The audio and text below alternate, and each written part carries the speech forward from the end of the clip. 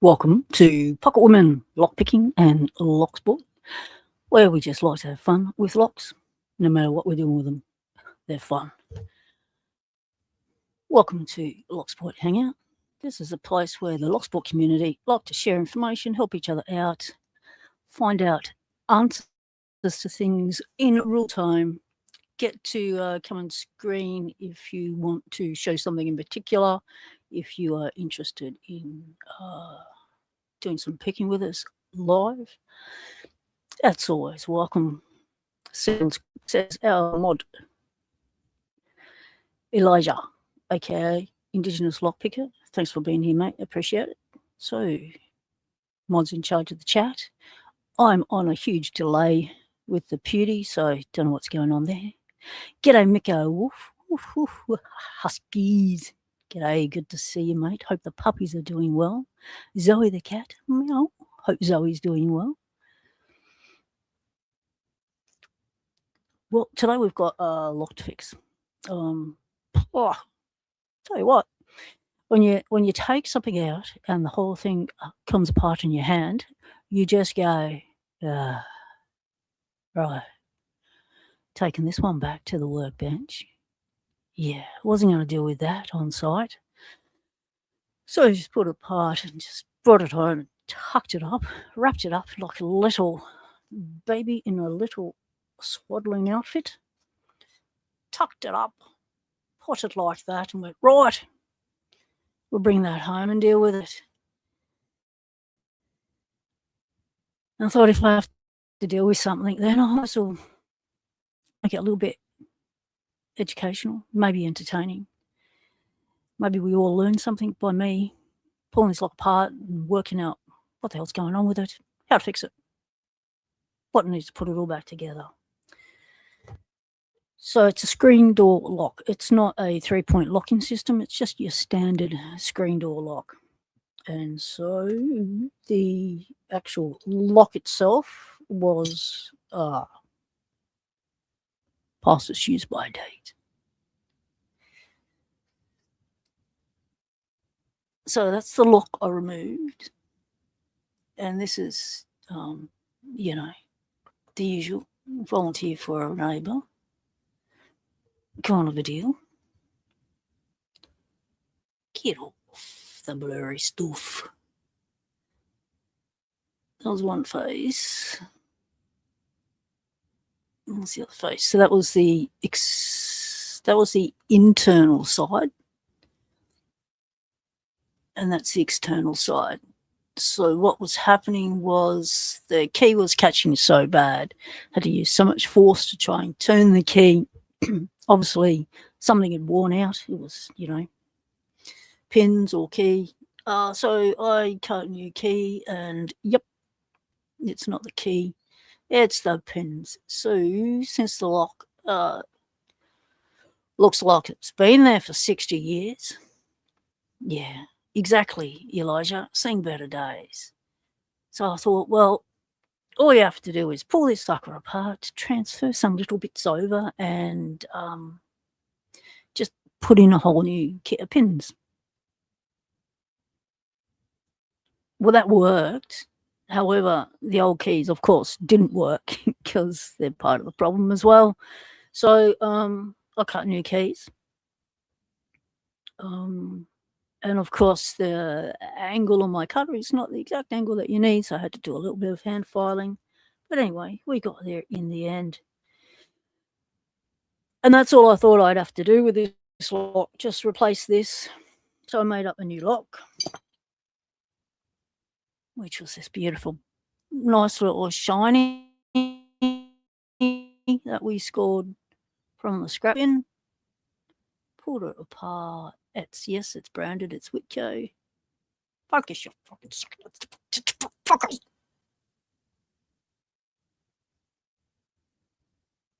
So it's got the standard lab pins in it because it's only screen door, not lock. We're not looking, it's not secure.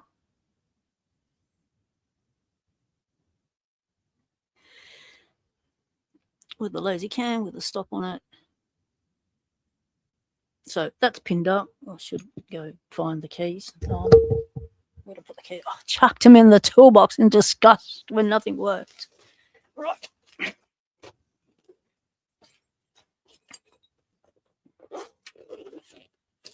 So a little undo one screw, take out the lock, come home, sort out what's going on, repin up a new lock, go back, just screw one screw in and she'll be right. Yeah. It did not happen that way. That's how it happened in my head. Because I said more, I'll just be 5 minutes. Just going to go over the neighbours and install the lock I've just made up. She's gone, yeah, right, yeah. Yeah.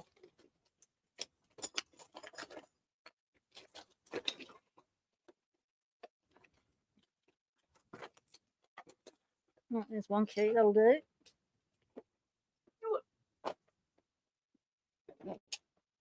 So the whole lot. That's the sort of lock it is. It's got no snib. So it's the key to lock it and unlock it.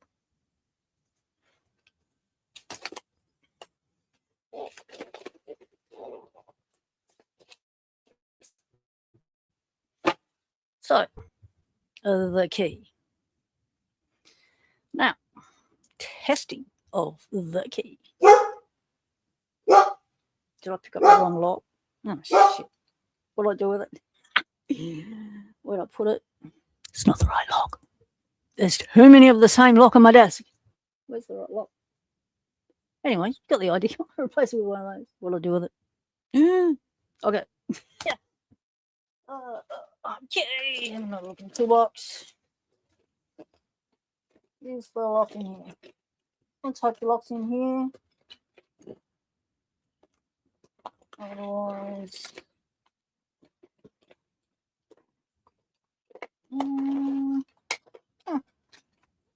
That's sweet.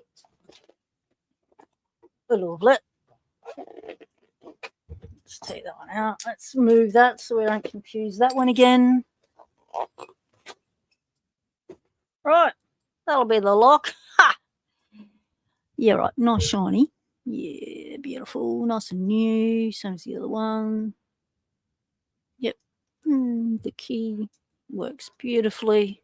Of course, it works beautifully. You wouldn't expect anything less, would you? No. So, key in. Beautiful. Both sides working beautiful. Of course, both sides are working beautiful because you need both sides to work beautifully. It's nice and shiny. Sweet. So, that's the new lock. What is it? These are the old bits out of the old lock. So, out of that one, it had these bits. That was its plug.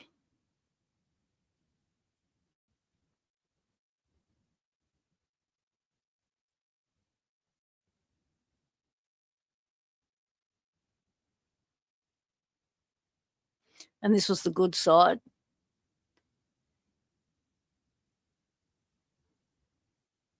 I haven't pulled apart the bad side because I just wanted the good side so I could get an idea of what were the pins I needed and stuff like that. I needed a decent core to work with, get my thingos and my height. So I pulled apart the good side, and that's where the springs.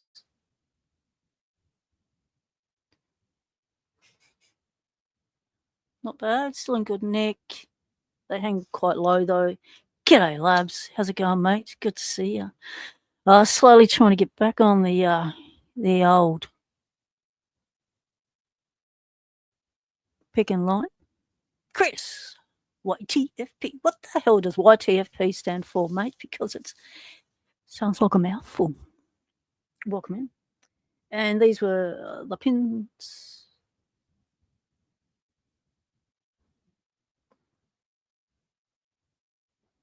So what I did was I reused the top pins because, they're still good.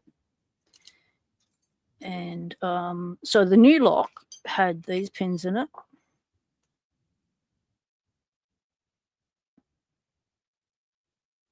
Nice. And it had those springs in it, which is it's one of those ones that have got the coating on it. Yes, that spring is rooted. How did it get rooted? Well, a little bit of advice. Watch where you're putting your top pins. Because if you put it in the wrong hole and you redo the lock, put the key in and turn it, it's going to feel like it's a little bit out of round. Like it feels like someone squished the lock. And it's hard to turn. Well, then you pull the lock apart and you find out what the hell's going on. And you realise you put the top pin in the wrong hole and you've just crushed the spring as you've turned it. And that's how you root spring. Not advisable. Don't go rooting your springs. So then I had to pull apart a heap of other locks to get a spring that was the same. But it all happened. So that was fun and games yesterday with the actual lock, little half-hour job. Right, let's put that away over there so I don't fall down and create a hassle. And now we get to stuff around and find out why, because I was like, when I removed this from the door and it fell apart in my hand, I went, right, no, not dealing with that today. All right, C-clamp might come in handy. Pop that over there. I thought, no, don't do it to me. Because I don't know if anyone's following the show House of the Dragon, but here it comes out on a Monday. My wife was waiting and waiting for me to sit down and watch it with her. And I was like, I'll just duck over me 5 minutes. Yeah. So I didn't get the lock fix. So I'm just going to bring you down and try not to kill the stream. Now, I've never pulled apart one of these. What I did was when it came apart my hand, took a photo. And I don't think these are meant to come apart in your hand. Just FYI. Now, the reason why I took it off was because we had a dinky latch. It was all wobbly and jiggly, and I thought, no. That doesn't seem right. Something's gone wrong. And then when I put the new lock on, it didn't catch nothing. Nothing moved, nothing changed. And I went, no, something's gone wrong. That's why I took out 2 more screws and came like this. So when I pulled it out the door, like so, this just went bleh. Yeah, and that's exactly what it did. Bleh. Dinky Latch is my exotic dancer name. Oh, Chris. Do you want to do that on live stream one day, mate?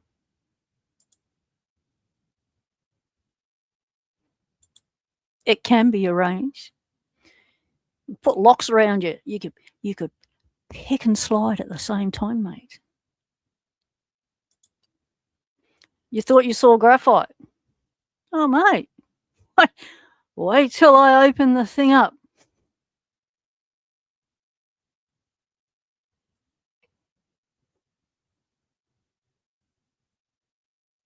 So, as you say, this is a Whitco.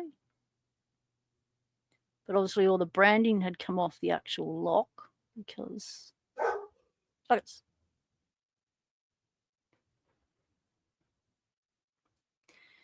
So let's pull this apart.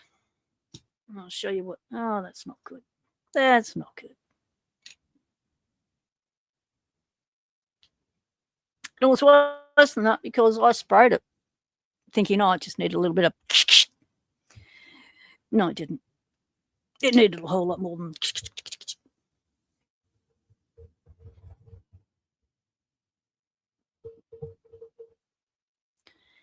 So first things first, we ascertain where everything goes. So when I pull this apart, that was over there somewhere.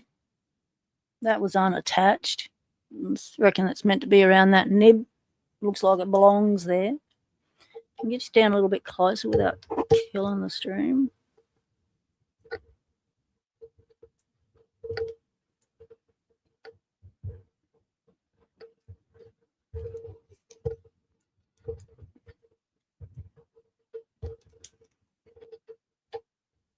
I just want you to have a lovely, close look at the level of gunk.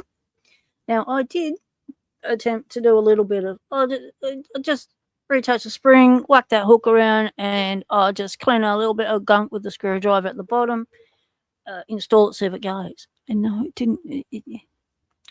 That was too easy. So this level of gunk. So in that section there, you couldn't even see those metal parts. It was so gunked up. Now I'm thinking that thing is meant to slide up and down. But with that level of gunk, it's not going nowhere. So I'm thinking that goes there like that because there's a little post that goes into. And so I'm thinking this thing is meant to slide up and down. Yep. But we're not going anywhere. And I reckon that might be the lock function. No, that one is the locking function to lock it, the screen door locked. And then something happens around this point where that can come out. Maybe not. No, maybe it's not. Maybe that's just the thing that drags it up and down to lock it. Okay. Yeah, that doesn't come out at all. So what we're going to do, Ryan Labs, welcome in, mate. Mal, you got a putty cat, beautiful putty cat as your little picture poster there. Just smashing the like and the, yeah, and bailing. All right, Ryan Labs, appreciate you tickling the ivories. Thank you very much for doing that. Just found a lost aria. Yep, in there. So we're going to give it a little bit of a lock bath. Now, the way we're going to do that is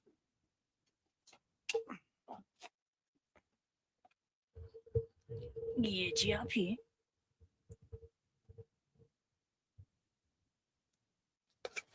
We're going to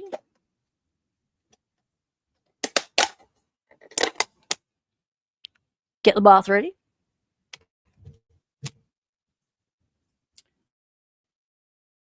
Pop it in the bath-ish.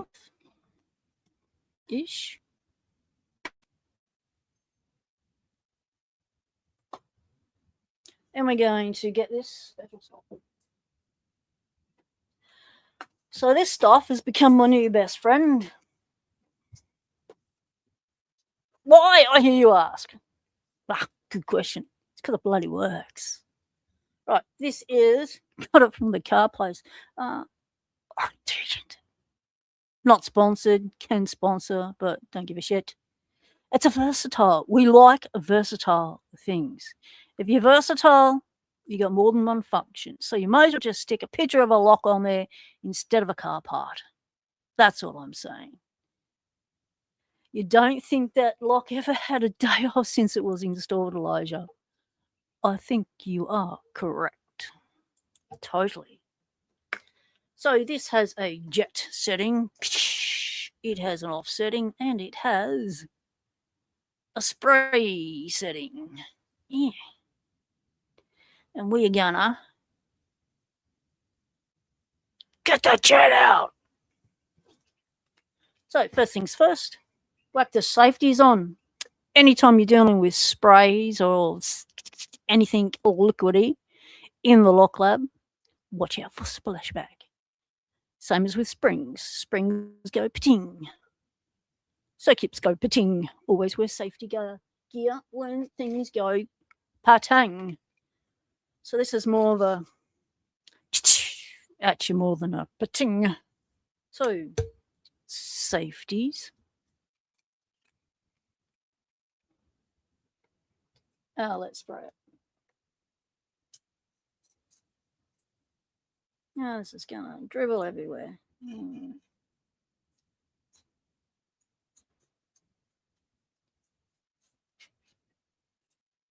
So I'm using the jetter section because I want it to get in.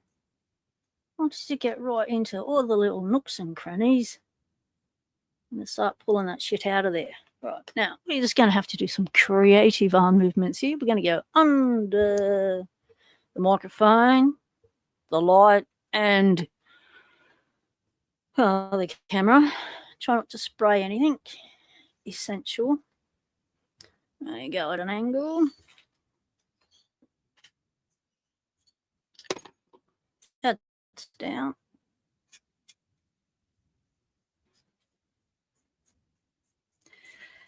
Lots of metal particulates.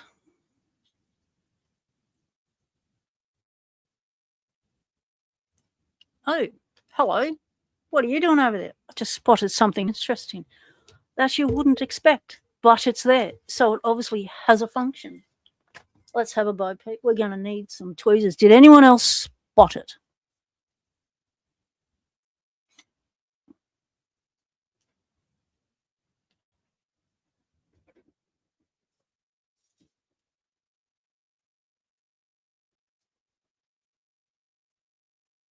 What is that doing over there? Possibly preventing the thing from sliding up and down, I would say. We have a ball. We have a tiny ball. Now, I wonder if these kind of balls come in twos. Right, let's start disassembling. So this little thing, okay, remembering. This, get off. This little thing. Okay, so short end, as in, okay, so now this is where the test at the end will come in handy, people. So pay attention, Lauren, on that. Mate, welcome in. So good to see you. How's it going in the world of tool making? I haven't been able to catch up on anything for so long, so I don't know where you're at, mate. So short end, long end down. What else we got? We got a spring. Get off. Long end up. Short end down. This stage doesn't look like anything's been sheared off, but we'll find out when we find out what are the particulates in there. Now, what's one come out? Okay, you coming out? Ooh, hello. That was interesting. All right, this comes out like that.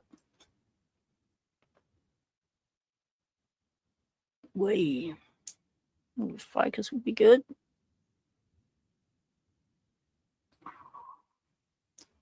Doesn't look like any of those posts are damaged. So that came out like that.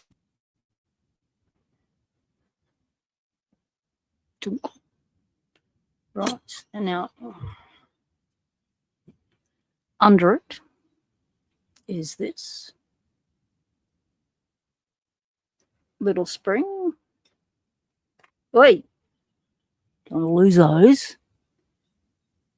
And then this thing, which is, oh man, you're at the bottom of the gravity feed, aren't you? Because you got to collect every little bit of crud, metal particulates, and graphite anyone has shoved in you over the last 40 odd years. Oh, you poor little piece of metal. You've had to take the whole brunt of everything. But you're right, we'll get you cleaned up, shaved down. It'll be like it never happened, right? The trauma will be gone. Betty, bad time to start barking, Betty.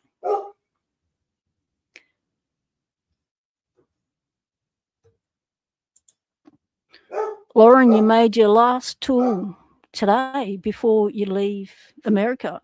Leaving America, go for a holiday, or leaving America to go, fuck is, I'm out of here.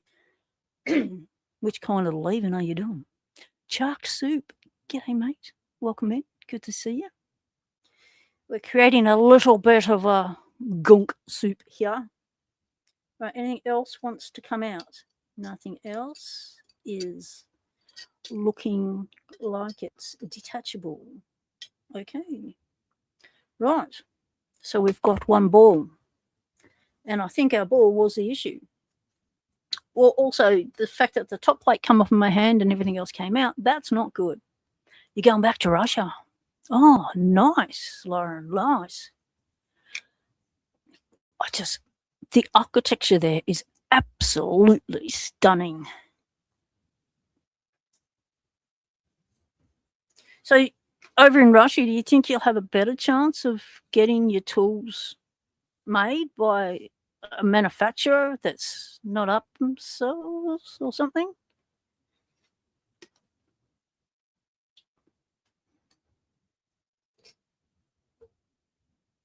Graphite and lube flavour, yes, indeedy.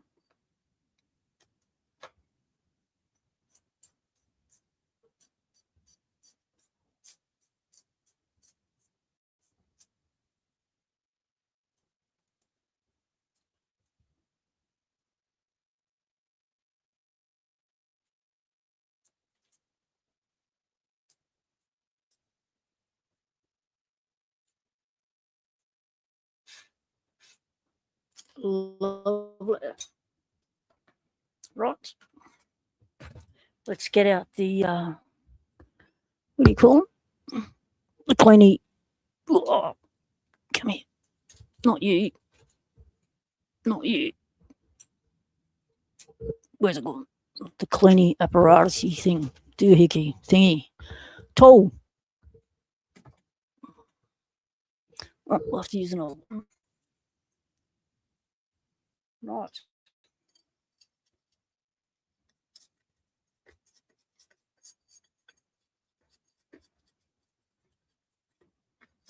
Get out of there.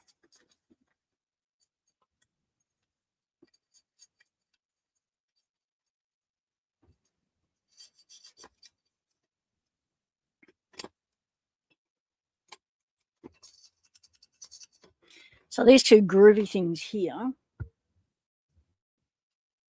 are going to be where the lock latch goes into.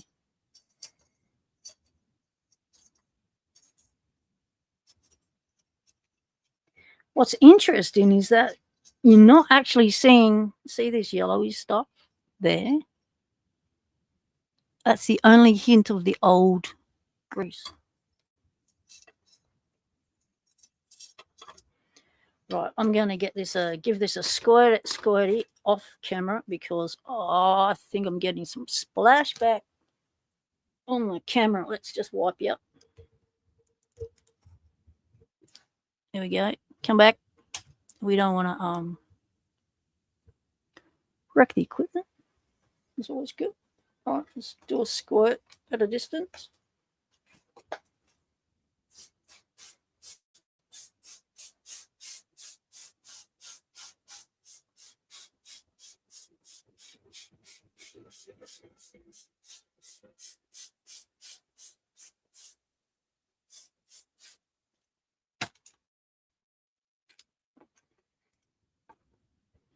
Now it's all over the floor instead of all over the desk. It's a win-win situation. I need to wipe my hands. There's some more watchy stuff. There we go. There's the watchy stuff.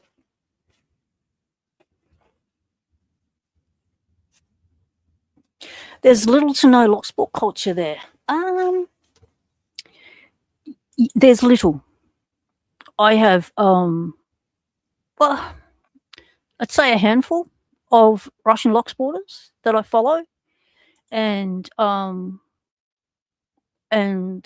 same that follow me. So yeah, definitely there.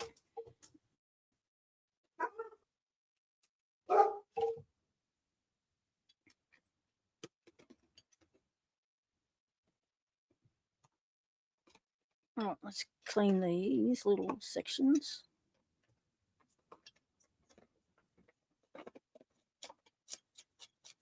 The only thing with this stuff is perhaps one should be wearing gloves. only because it does tend to dry the skin out just a fraction. Yeah, a bit. But, you know, I'm butch so I can handle it.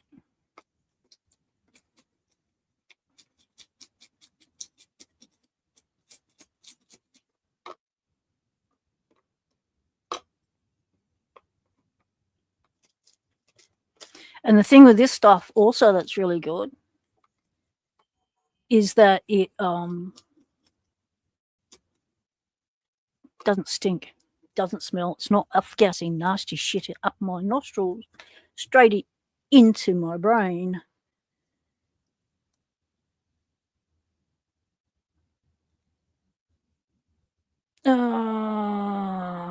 Okay. Just have to answer this. Okay, thanks for letting us know. No. All right, so it's only 45 minutes late. Right, so I'm just got to go to the front door and close it. I'll be back in a moment. Talk amongst yourselves. Be nice.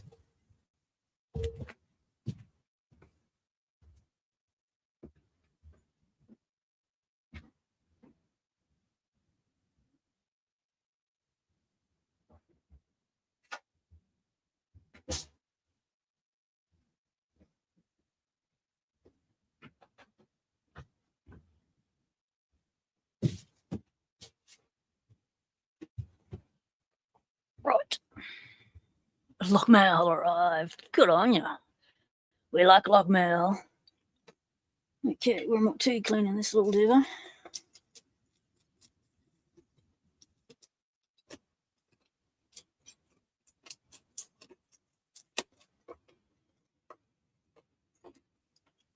Does want to splishy splash and flick a little bit, but so probably best to do this on the workbench outside. That's not where I set up this morning.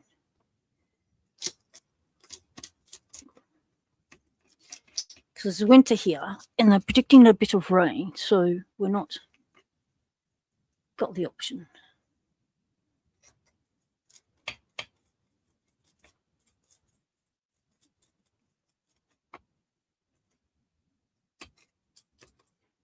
Lovely. Where are we up to?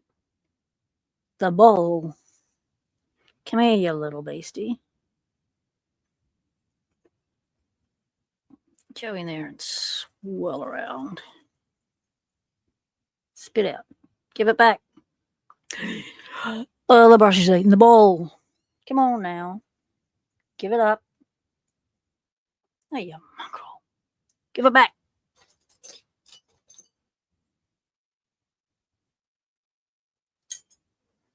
Okay. Get out of there. Go in there. Right. Now for this hooking one.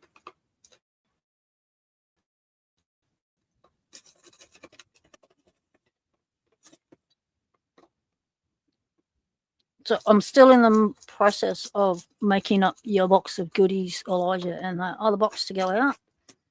I've it's been a bit swamped.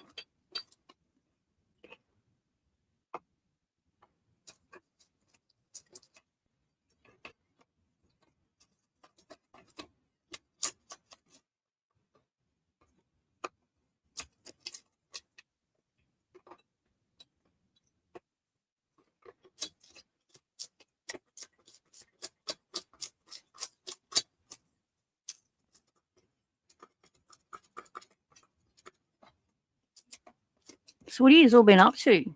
What's happening in the Locksport community these days? Because I haven't kept up. I don't know who's reached milestones. What's happening? I noticed I passed 1,500, so that was sweet. With no effort. So thanks for supporting my channel that's going nowhere. I appreciate it.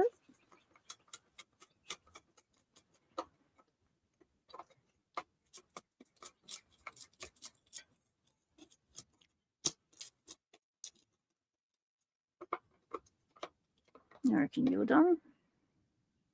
Almost. Next. Okay, this little bit.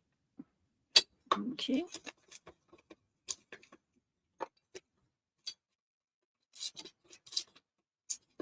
Now the thing with this Agent Orange Agent, Agent Orange, is it will remove paint if you soak it.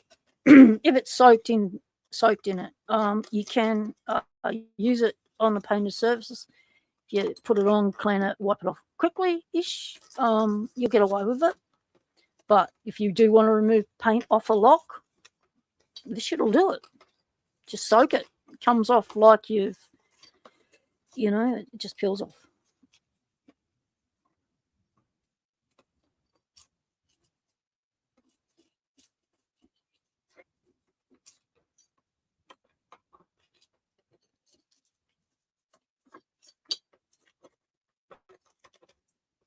G'day, transparent eyeball.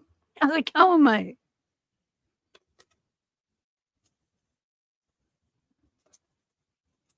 How's the photography world going?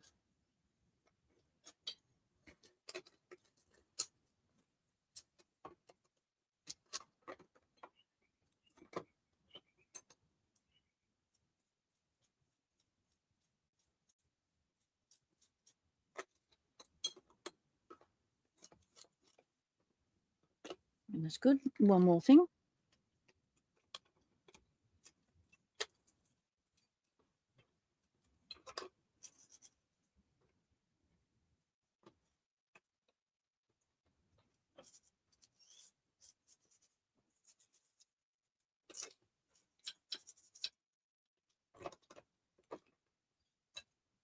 Yeah. Right. That's all. Editing a bunch of wedding photos. Ah, yes. We hired a mate of ours to do a family photo shoot. It was around Nana's what was it, 90th second or something birthday. No, Mother's Day. Yep, she was 90 odd. And so we hired this place for lunch. And our mate came, and the family just wanted casual shots of Nana interacting with all the new babies and all the new generations and people she hadn't seen for a while. And so it was all candid shots. It was really well done.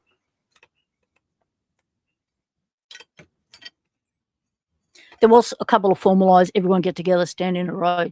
You take a picture of all at once, different generations, all the new babies, all that sort of stuff. But it was good. Oh, didn't do the back of this or the front of it. Let's give it a little love.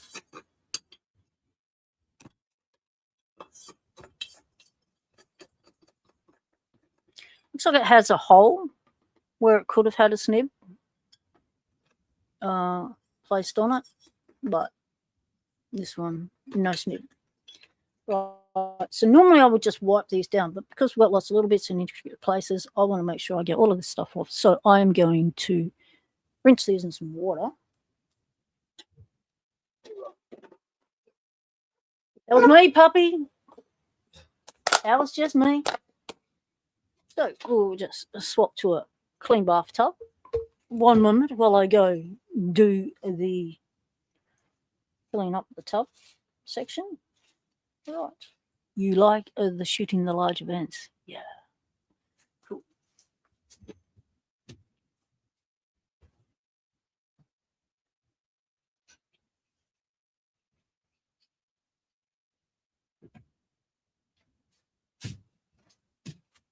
Right. Let's remove you. What are you doing there? Just have to send another message out. Mm-hmm.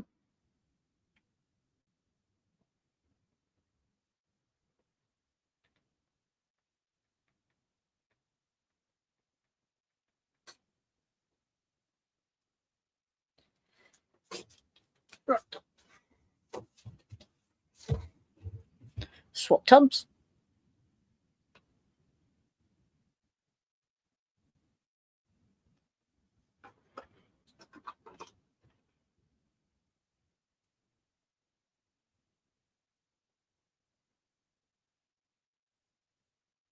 So YouTube stopped your last comment of you like shooting large events. Because the word, YouTube, you're getting right up yourself there. You really need to not let your algorithms dictate what people say, because your algorithm just doesn't have a clue about the nuances of the English language and how one word can mean different things in different contexts. You'd think they would have trained them to do that bit at least, but no. All right, so we need some more of those things. Where they go? Moving shit to get to shit. Okay.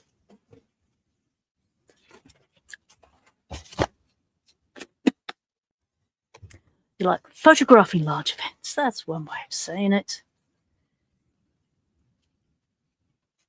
Everyone having to find different ways to say things. Jeez, I'm still learning how to say things the other way.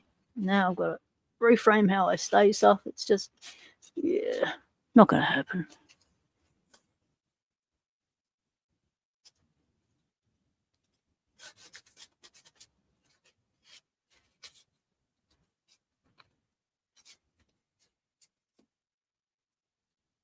Now, this looks in better condition than what it did before it went in the soak tub.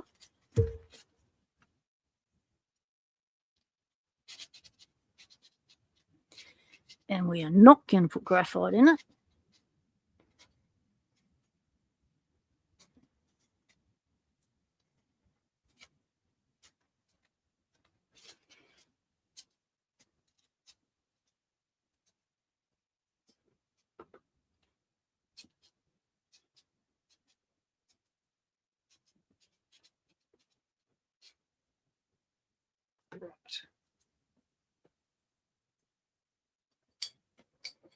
Get that little bit crud out of there. Leave that little bit of crud out of there.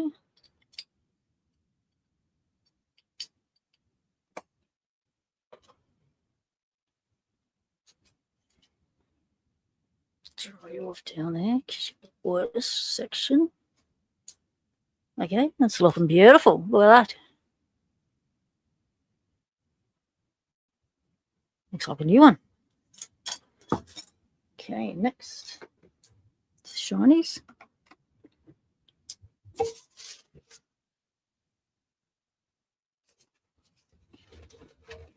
It is almost ready for a night on the town, Chris. A night in the lock. Spending its new bed.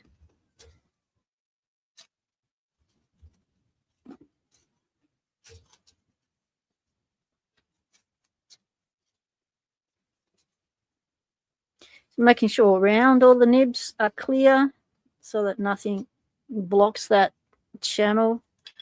Those two channels there are where those two nibs, where's your nib? Those two nibs go into. I would suggest that's where it goes.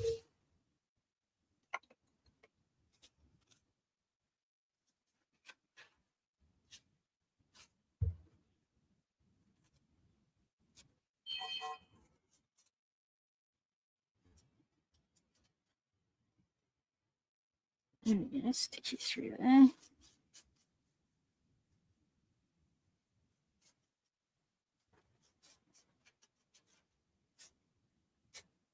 Beautiful.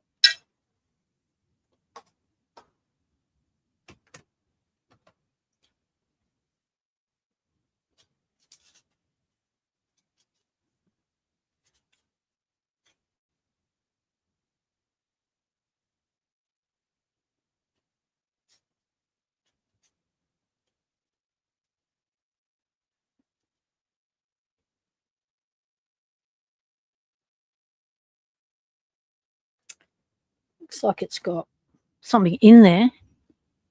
It's a different colour to the pot metal that's around it. Yeah, there's a sneaky spring in there. I'm going to get you out. Nate! G'day, mate. Welcome in. We're giving a lock a bath, bringing it back into life. We found a sneaky little spring. Where's a doohickey? Oh, there's a doohickey that'll do.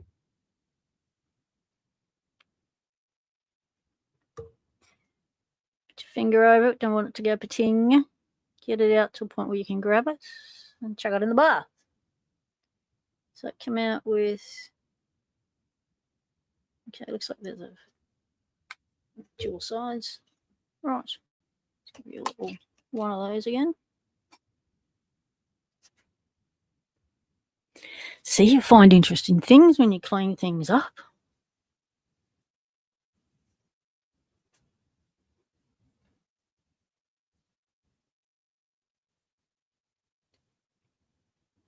Going to get around all the grooves and stuff, because don't forget this bit slides, so we don't want anything preventing that slide from occurring.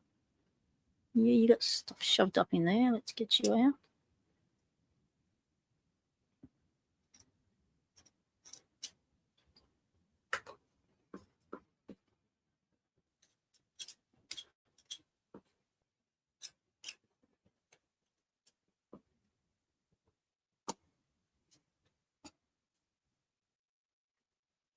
Beautiful. Sort of thing.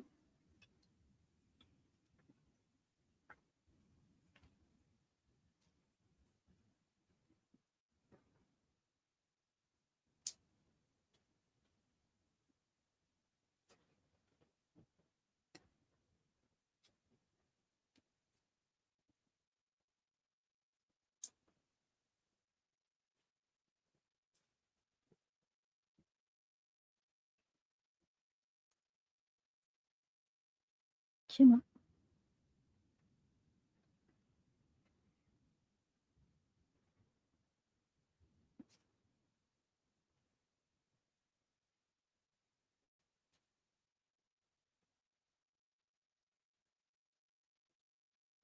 I still haven't decoded that bike lock yet. I'll get there. Yeah. I'm still working on making a decision on, do I break the seal on the car lock, clicky thing, and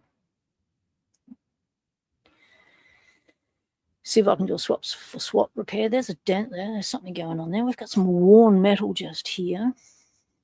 A little shiny bit. It's been rubbing. Doesn't feel burry. So we won't need to file that down. So that's good. One less thing to do. Okay, another knob.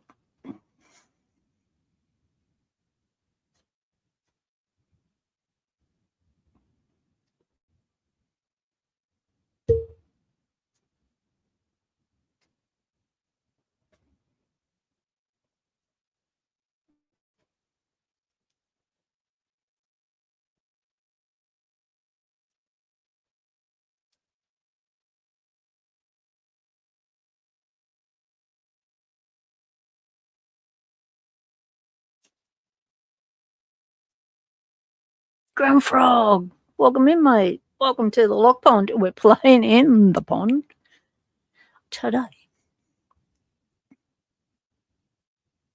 We're repairing a lock.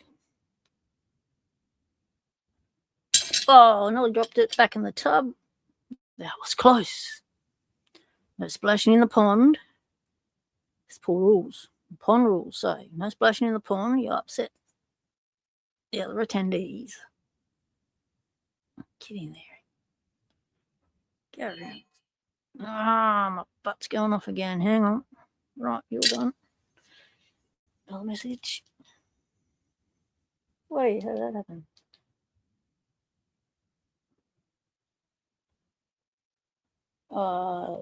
Yeah, yep. Okay.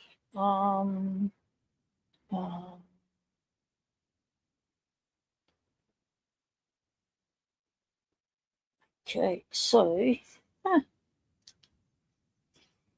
we are going to put this lock back together very quickly.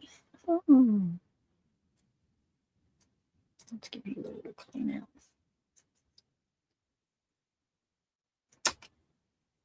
Here we go. Right, I'll be back in a moment. Talk amongst yourselves. I have to open the front door again.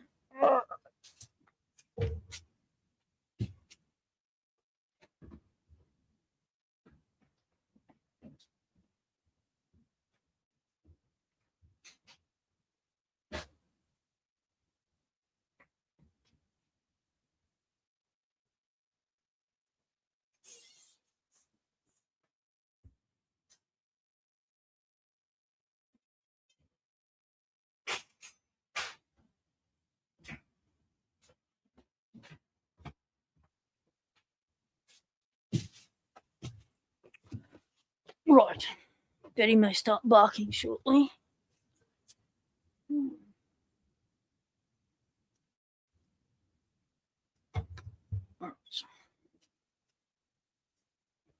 Gentle on the springs. You don't want to bend it back out of shape. Do anything nasty to them. Just be a little bit gentle and don't drop the little beastie. Right, so there should be just one thing left. The bowl.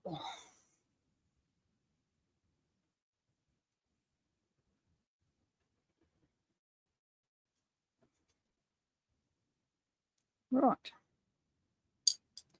Now, let's clean out me Watsy.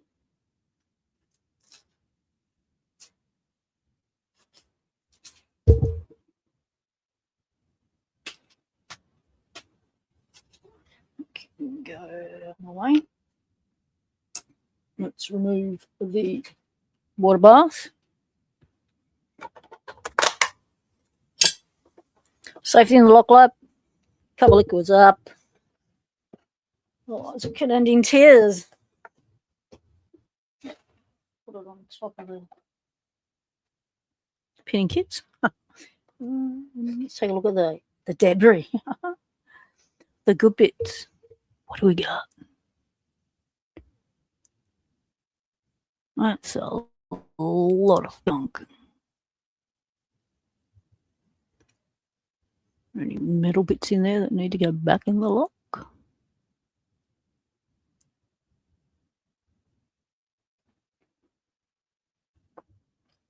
No. That's a lot of shavings and stuff. That can't be good for the lock. Right, where'd your lid go? Lid. Hello. Legs.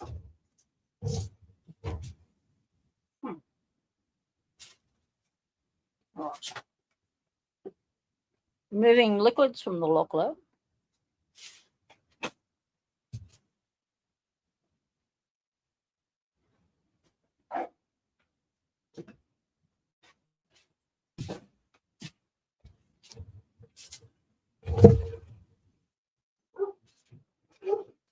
That is a lot of crud, Chris.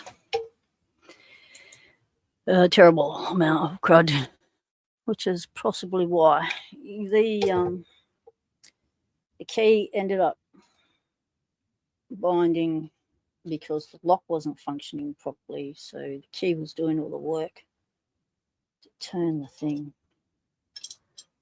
Right. Okay, there's all our particulates.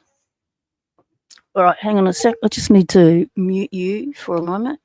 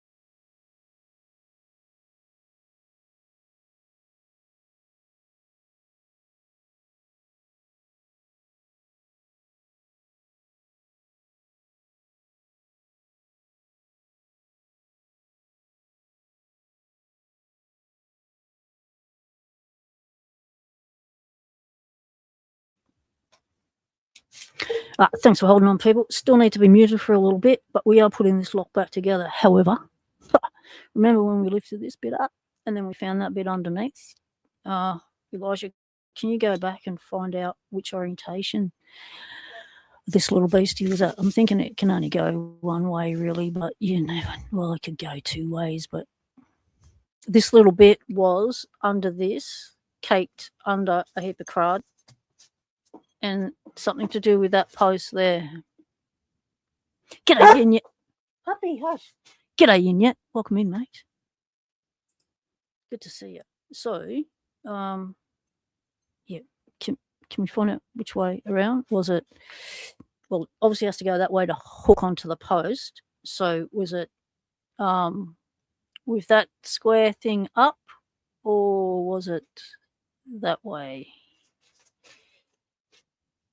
It depends on how it was attached to under there. Yep.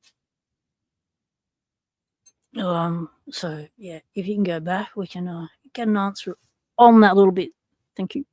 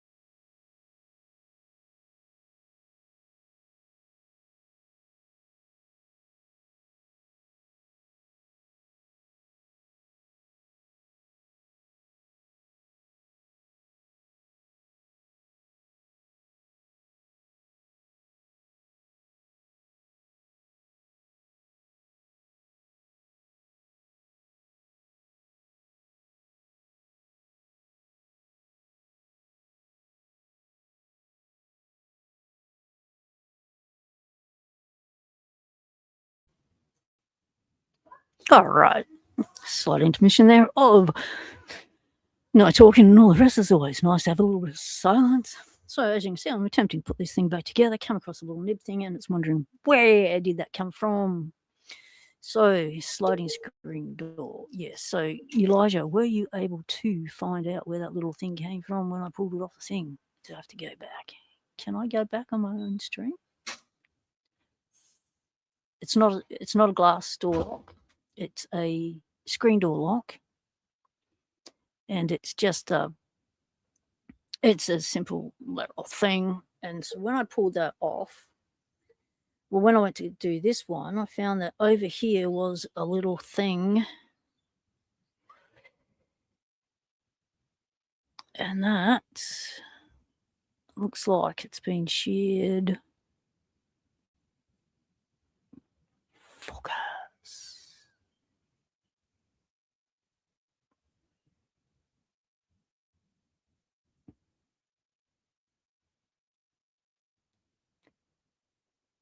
That side looks like it's sheared off.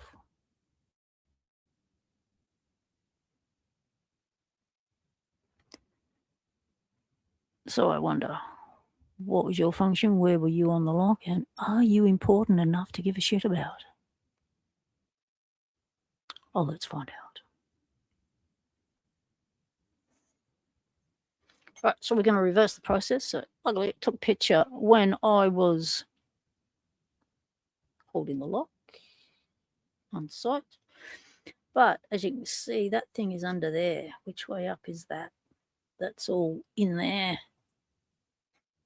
See that?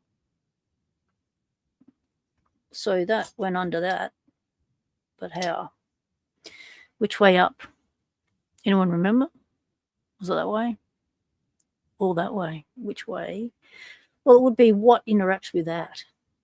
All right, let's find out. Let's find out the interactions, and then we'll find out what did what.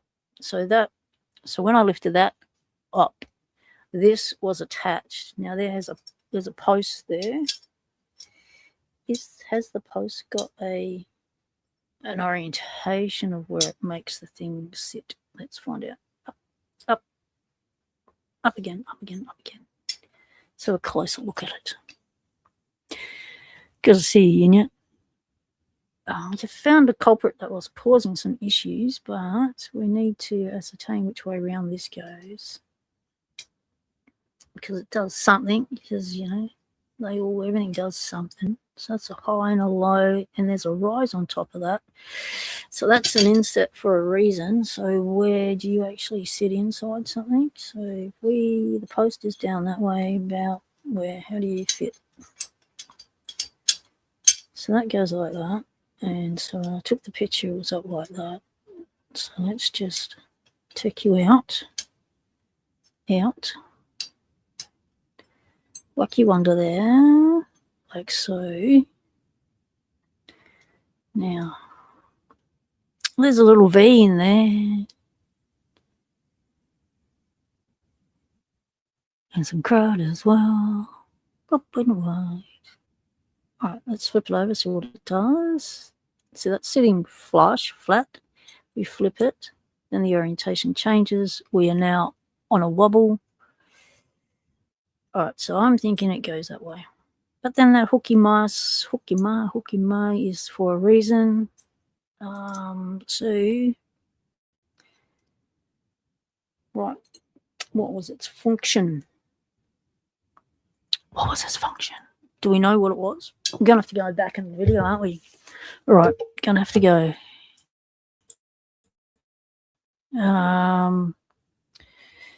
Where's my channel? Let's find my channel. Oh, my computer is so slow. There's such a delay.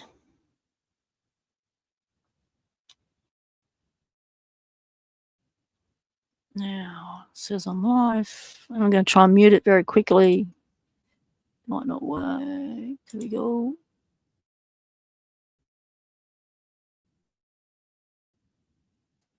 Okay, so let's go doing. Where are we? So we've got buffering. Move you. Come on. Come on. Come on.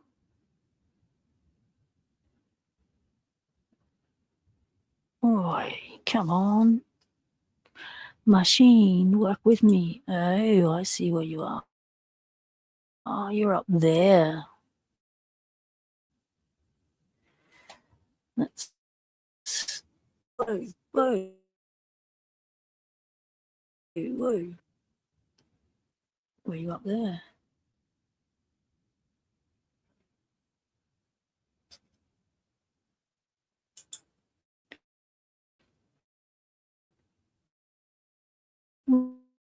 Where was it?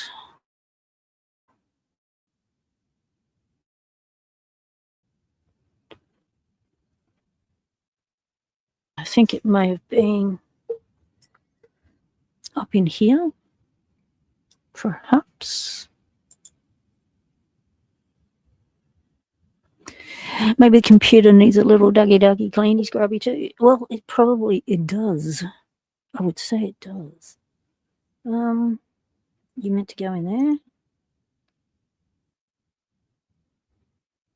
Or did you just move in there because you were moving around in the lock and you got displaced anyway? So any position I find this bit in is going to be its incorrect position anyway, because it's like that little ball. It was where it wasn't meant to be there. I can't. Is that a shear off there?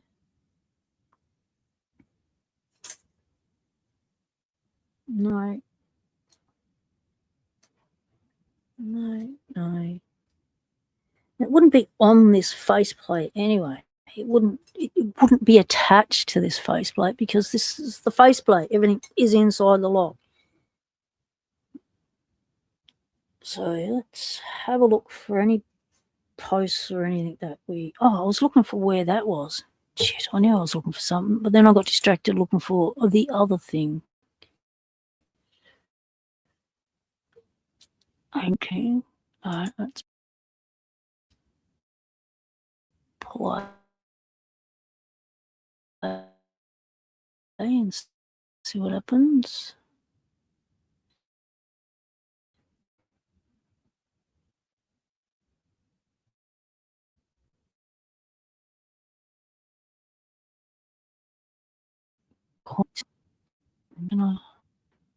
Peter, I was getting the point. Get to the point in the video that I'm trying to find. Wait. Oh, come on. I reckon it goes flat. It can't actually sit against it. But either it'll be a wobble because it's not flat on this. Oh, but it doesn't wobble on the back plate. All right, so I'm thinking it goes there. Now we have a bit here.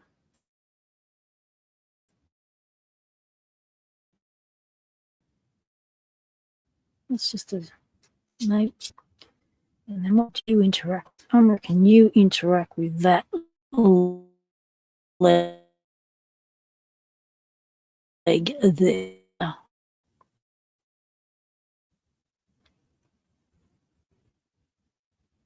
Possibly.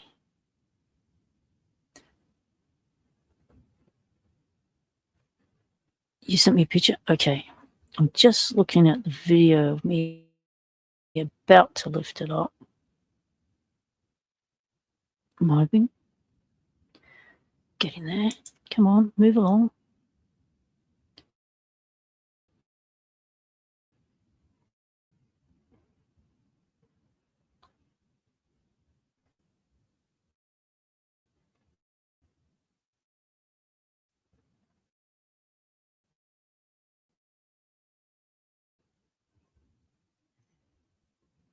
Come.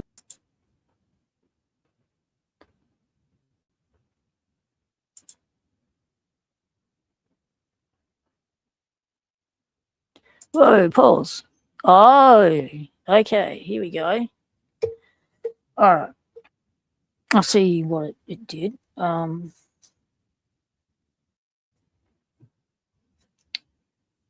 missing a spring. We're missing a spring. There was that big spring that went in there. It had a spring. Yes, Elijah, it had a spring. Oh, okay, let's go.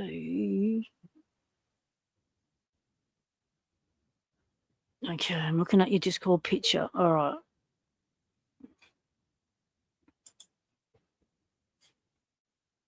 Okay. It had a spring. So where's the other spring? Oh, let's go check in the bath. Let's get the bath back.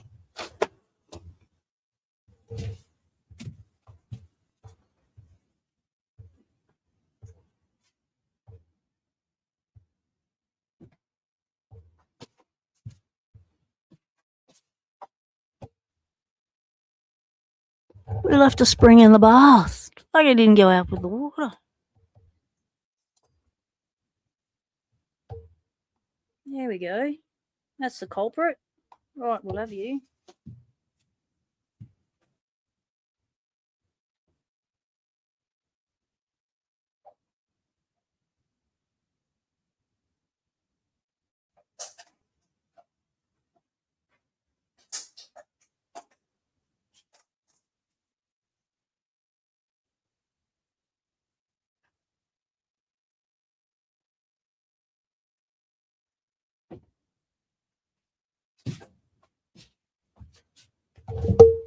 Mystery solved.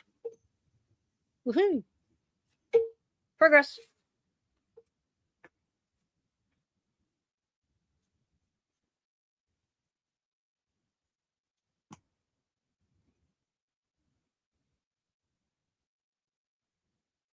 So it pooped it out and got wedged in the mechanism? Yep, that's one way of saying it, Chris.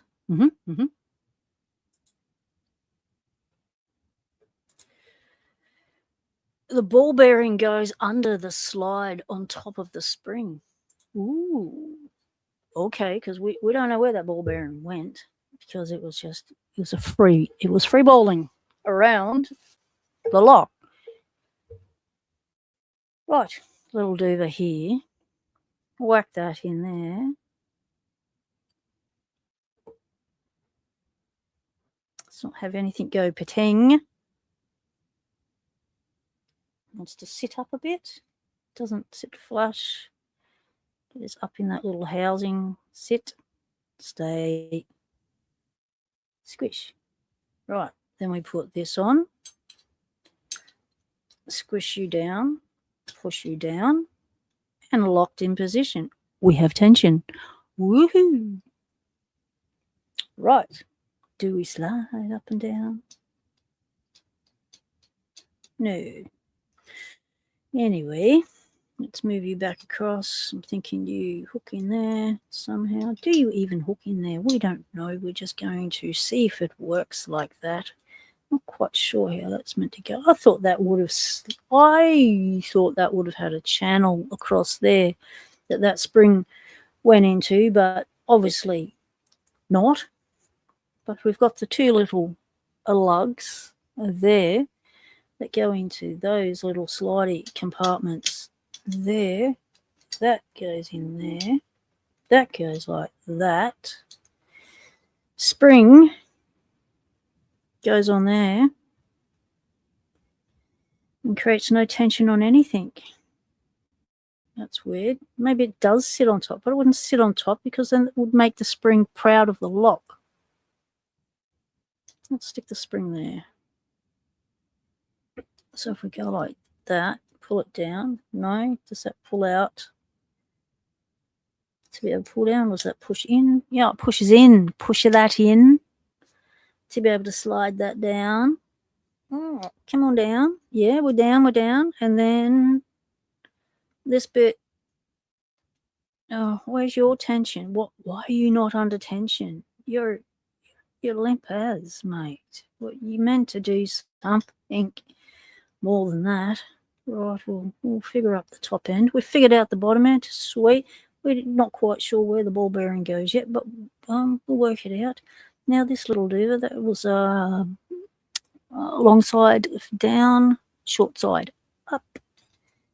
And that little diva goes in there. Looking good, looking good. Now, what other parts have we got? We got a little knobby thing up there. Where'd you go? Oh, don't tell me I'm missing another knob. Come on. Where'd it go? Everything was on here. You got a hole up there for a reason. You got a hole. Oh, you'll probably just screw holes. Maybe not. We don't know what you two are for. Okay. Do we care what you're for? No. I reckon you maybe go around the back edge here and hook on the back of that to create some tension. But either way, you're still limpers and you're still not creating tension. You're not creating tension. You're meant to create tension. You're not doing nothing. All right. So let's work out what the magic ball bearing was meant to do. There's going to be some barking and stuff. There's people coming through the house again.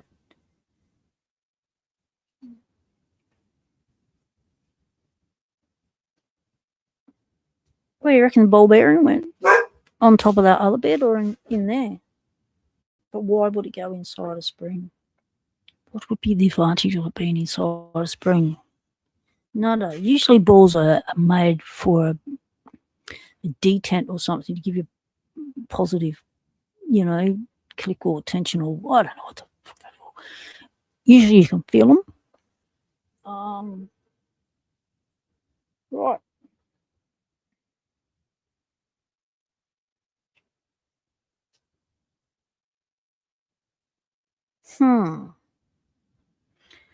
So we got. It's never good to have parts left over. Goes on top. Chris, as it goes. Okay. Chris knows. Goes on top or underneath the spring on the sliding up and downy bit to give it something to roll on. In there. All right, let's push you back up. Lock you. Fixed position. Lift up.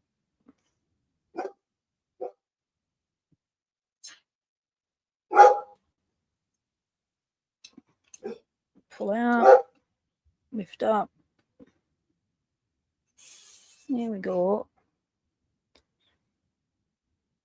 Where? Chris? The small leg of the torsion spring might need preloading. Yes, it did. Yes, it did. So that's the small leg. So if we... Okay, so let's just reverse engineer this a little bit. So we have the lock. We know the cam. We know the lock goes there because that's the lock shape. Hey, it's not rocket science, people. Let's just play within the lines. Now, that goes in there. This cam has to interact with that component to be able to lock and unlock the door. On the part I took out, yes, that bit. You're thinking it goes in there, Chris, inside that spring. So, because that's got to go like that, it's got to go in like that. So, what we do is, hold on a sec, I just need to mute you for a moment.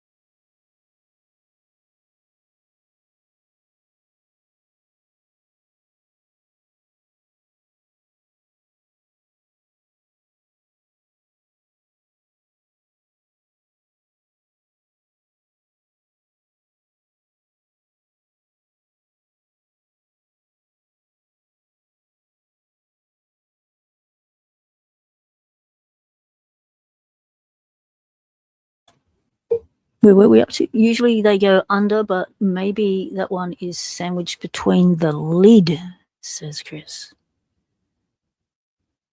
Okay. Because where we found the ball bearing was trapping this from moving. It was wedged up in here. So it obviously displaced. That doesn't appear to be. Right, let's just whack you in. All right, let's just move these bits so we don't have any other bits falling out to give us a hard time. You lot can all go there. Now we're just dealing with you at the moment, see how you function. So we're going to put you in there.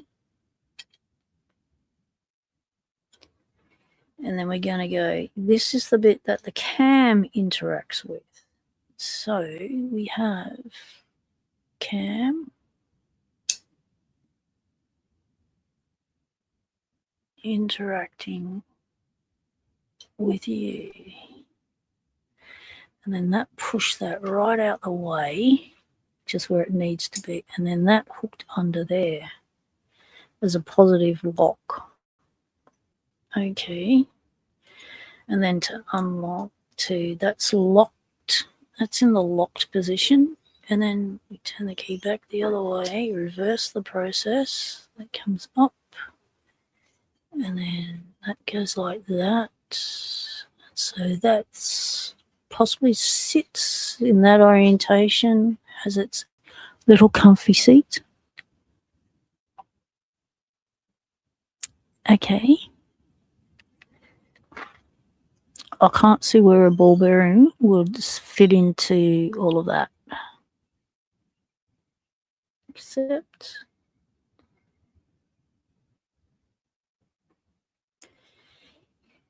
at the end of that spring,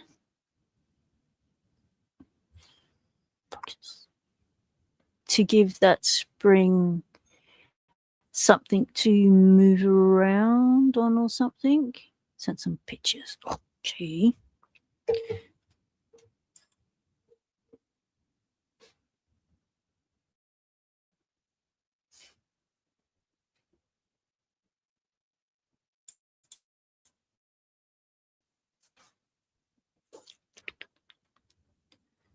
Yeah, that ball was wedged over there. So how would it could not have jumped. Okay, so that ball was, so you can come out. So this was in here, like so. That was in there like so.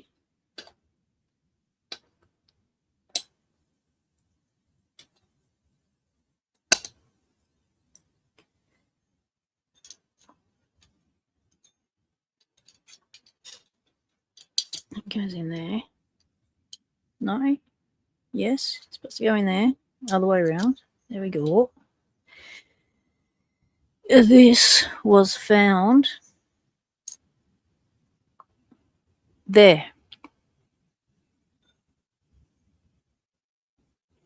And it was gummied in.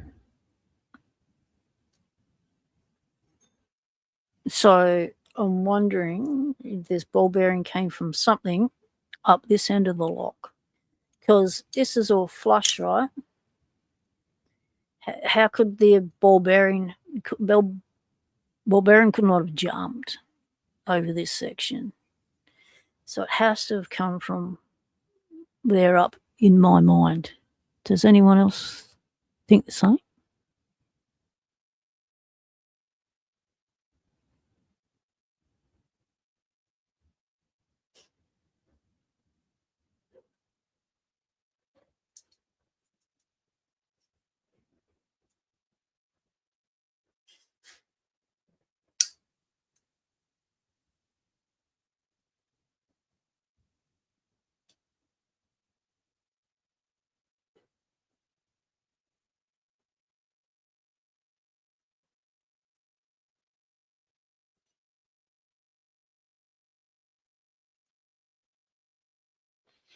It should go on that spring there, in your opinion. So you're saying it should go on this bottom spring at the back edge, Chris?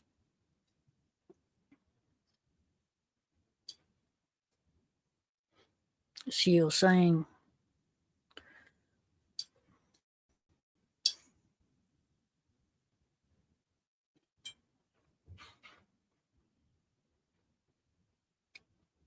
so it goes in like that.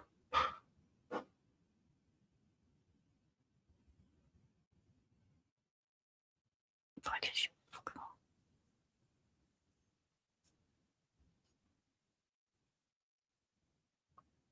Come on, focus. No, for fuck's sake.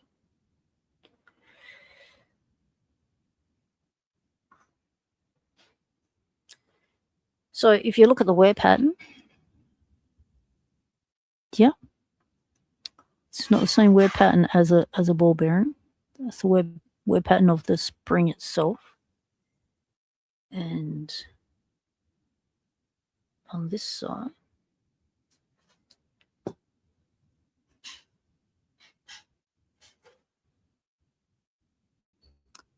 that's where it goes in the housing there. It's actually no wear pattern at all, or ball bearing. Is there? So are you saying, Chris, this goes on the end of there?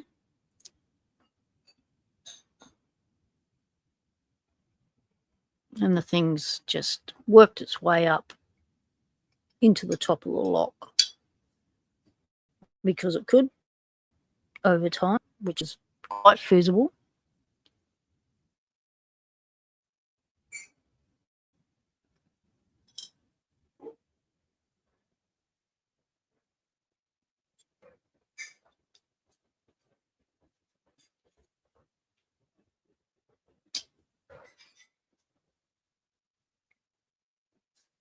The only issue with that, Chris, is that what's occurring is this is raised up. So there's a little step up for the spring to sit into, and that little bit of height does not allow it to sit for the spring to travel a level horizontally. It's now got the spring traveling at an angle to be able to accommodate that ball bearing, because that ball bearing will not be held up by that spring. It has to sit on the base.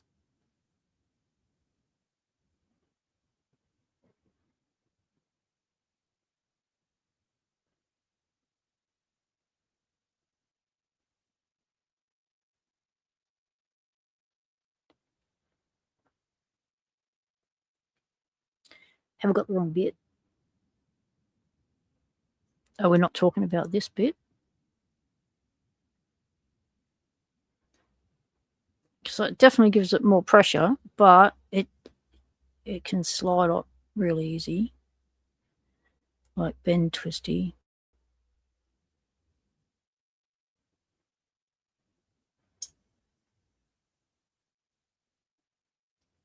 And that ball could easily jump out of that slight lip on the housing there that's holding it in.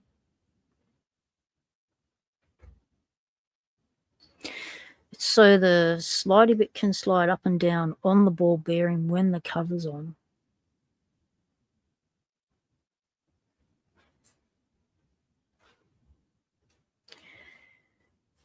So would you think it goes there? See where that shiny bit is there?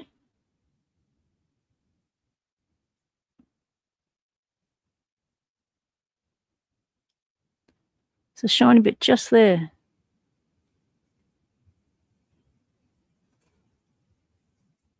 A little bit of a wear pattern.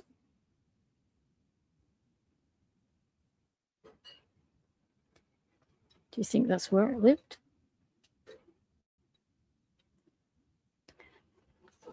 No, it doesn't look right either, does it, Laura? Chris says there is a big part that slides up and down that you took out. Yep, there's a hole with a spring in it. Yep, you put the ball bearing on top of that so that when the slidey bit can ride up and down it. Yeah, the spring looked big. It looked like that the ball would go down inside that spring. That's why I didn't think it went there. But we'll give it a go. You're saying it goes in here. Oh. Ooh. Oh, yeah. Oh, yeah. I think you cracked the code. Yep. And that explains why it was situated at the height of the lock past that snib bit. I like it. So I worked out where this little bit of duva came from, but hey, that's a whole nother question. Let's whack you back on. Let's whack you in there. On. In. On.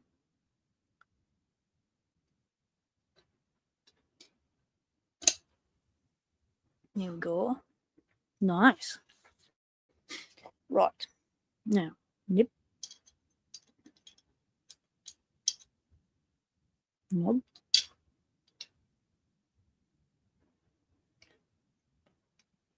Spring. Spring's got to go on this thing because it's got to have. Which way around did it go? Because it's got to have tension on it. Spring's creating tension. Something's got to have tension on it. So you go there and you maybe touch that, but no, there's no groove for you to even stay connected to that. So you're not using that as your spring tension. Still don't know where that one goes. That's all right. I'll just shove you in and continue to work you out. We know that's got to go that way. How else is it going to be dragged over?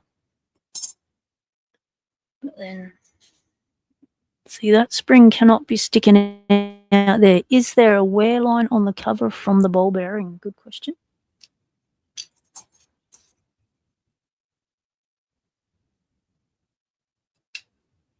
Be between those two. Okay, yeah, we do. We have. So these are the positive indents, I would say. Boomp, the ball bearing goes into. There's your wear line, Lauren. Yep, good call, mate. Aha, another piece of the puzzle is solved. We do have indent spots, so they're the positive stops for the slidey bit. Well done. Good teamwork. Now, about this spring up here. Hey. Didn't find any extra long bits, but then again, I missed the other spring, so there could be other long bits of metal. This could be a shortened spring. We don't know, but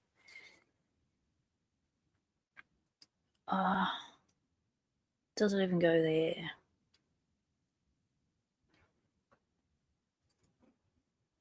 Because if it goes there, that goes down all the way down, push you in, push you down, click, click. And then this can then be slid across. There's still no positive tension. What's creating the tension on that? Oh, I'm thinking maybe the handle is creating the tension. But what's really weird is look at the gap. Yeah, that is a massive gap. Yeah, it just doesn't seem right. So what we'll do is worry about the other little bit later. Let's whack you back together like so. Now, why did this come apart in my hand? It is supposed to be held on by something, surely. You'd think so, but obviously not. Okay. So that goes into that nib. There. that one goes into that nib there. Those two are for that indent there. That hole is for that nib there. This one doesn't have a nib. There's no nib here. So maybe that's where we lost our nib from. Over there. That's got a nib up there. That's got its nib there. Okay, so we're only missing one nib. Knob nib section, which is this little beastie right there, right where you need pressure for that shite little thing. Right, let's give you a little bit of that. Yeah, I can see where it's sheared. All right, I've got to go close front door. I'm freezing. Oh, shit. Just dropped a heap of stuff from under my neck. So maybe the nib broke off and gave it just enough space for the ball bearing to pop out. Yep, exactly.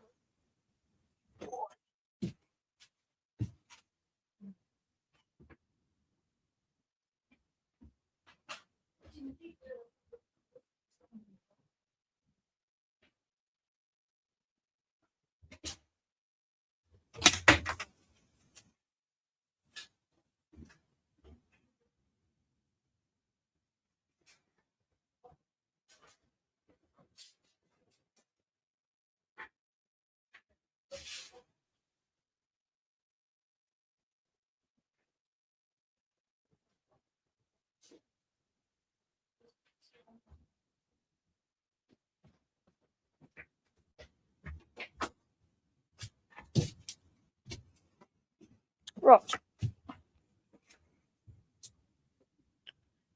Let's pop this back together.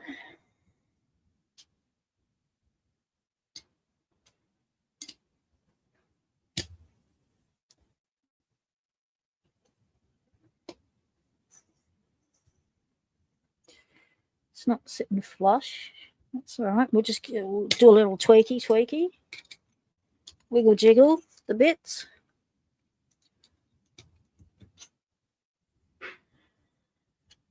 Still not flush.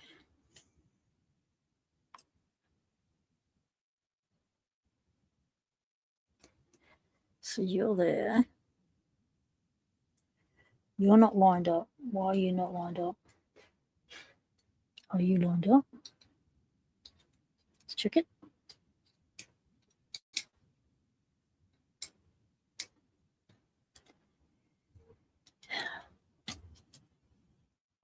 Now it doesn't look at me like, oh, you muggle. Who are you? Oh, okay, you're a nib. You have to be lined up. Okay. You two. You're still not lined up. You're not centered. All right, poor design. Yeah, that one's supposed to be centered, but it's not. Maybe it was a shit one to start off with. But I wouldn't think Woodco would make something so shit. Oh, okay, let's do that again. That was not good. All right, so what we might do is, you definitely got no. All right, we're going to whack it. Tabby time.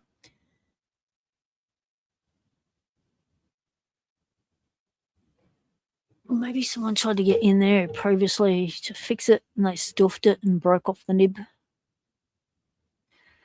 Still not should be enough room for that ball bearing to pop and go in the wrong place. No, it should not. Which is why I'm thinking this case was possibly a little bit bowed. Because, are we in? Flush. Proud there. Flush there. Flush there. Proud here. Proud here. Proud here. So, we're going to whack it. Tappy tap time. Woo-hoo.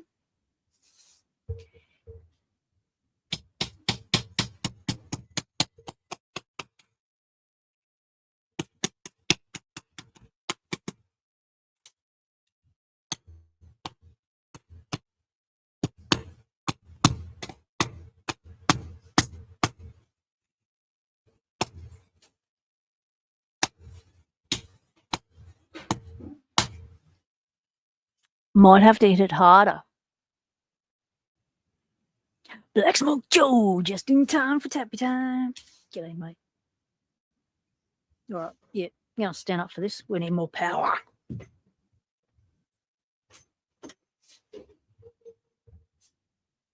Look out, Betty, it's going to be a bang.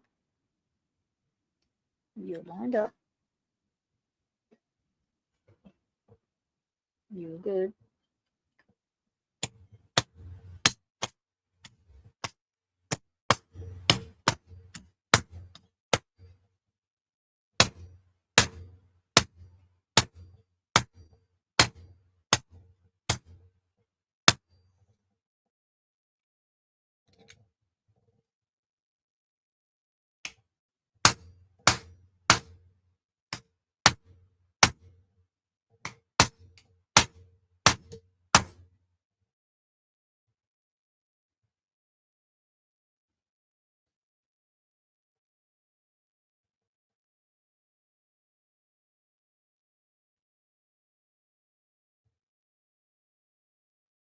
It's flush all the way around.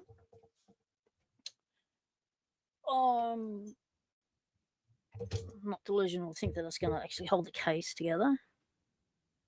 It'll still pop up. It's just a little bit of positive contact on some of them are binding. Maybe not. Right, I'm thinking we're going to have to paint them over, aren't we? We're going to have to paint it. We're painting. Get the big fucking hammer. That be. FH. We need the paint hammer. We're doing some painting. Do we have to paint, or can we use something like that? Punch to splay it.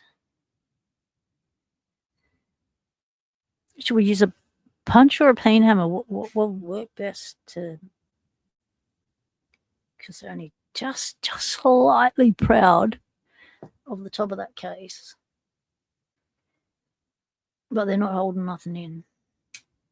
However, if we haven't put this part together correctly, then we've Grubshire Creek. So let's just test that everything's functioning first before we do that bit. Yes. Peter needs a thumbnail. Tappy times. Yes. Yeah, definitely check, double check before we do anything permanent. Right. I really need to set up a thing with holes. Like, look at this. This shit is coming apart in one's hand. Right.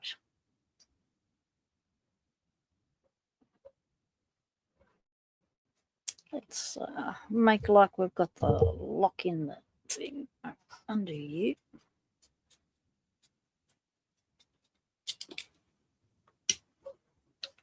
Where's the other one?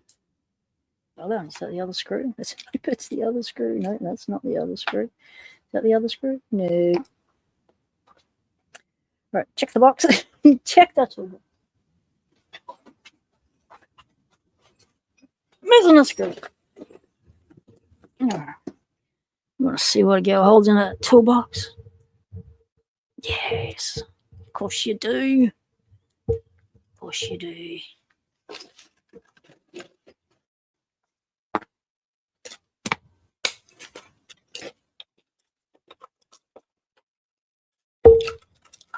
And it's messy out, yes. I've had to do so much different home maintenance getting ready to leave.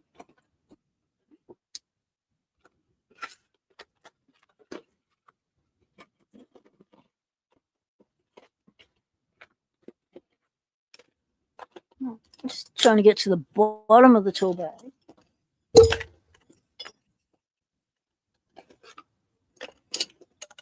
So that's where little things go to hide. The end one now? Yeah. it had a lot of use back in the day, mate. That has whacked in so many 4-inch bullet head nails over its time and longer. That's done a lot of carpentry, that little beastie. It's one of the first things I brought was a nail punch set. So this one was probably got it back in 96 or something, 96.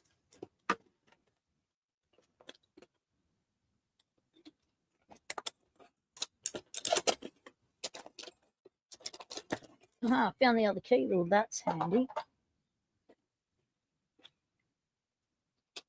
Right here. Here's another one. That's another one. Didn't get as much use, but yeah.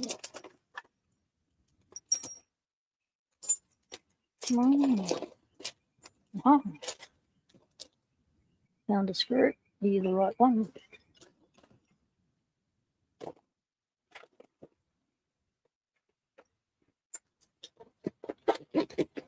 And my little tool bag, I'm loving this. It is the perfect size for me. I can't put in too much, so that means I can't make my bag too heavy. Let's make sure I have what I need for the jobs I've got to go to around the house and the neighbourhood, and a nice little carry bag.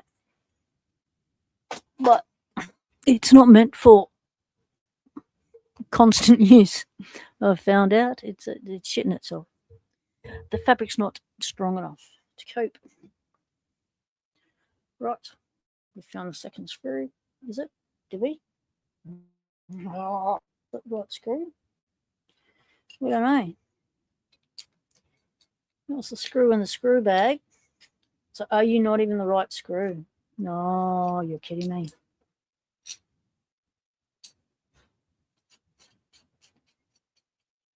You're the right screw. Then why are you a different size? Oh. Yeah, you don't. You are not the right screw. Okay. You are probably that screw, because I remember you being a shorter version. Yes. So where is your other friend? Didn't I just take that out of the tool bag? I did. So where's the secondary screw? What? That's not it. Surely not. That one was already on the desk. Do you look? No. Oh, fair income. Fair income. I always keep me warm tools, mate. Totally always keep my tools. I don't tuck nothing out. Because a tool can always be modified and adapted for something. Have we got a frog down? Frogs are down. There we go. Right, let's dig back into the bag. What we need is a screw.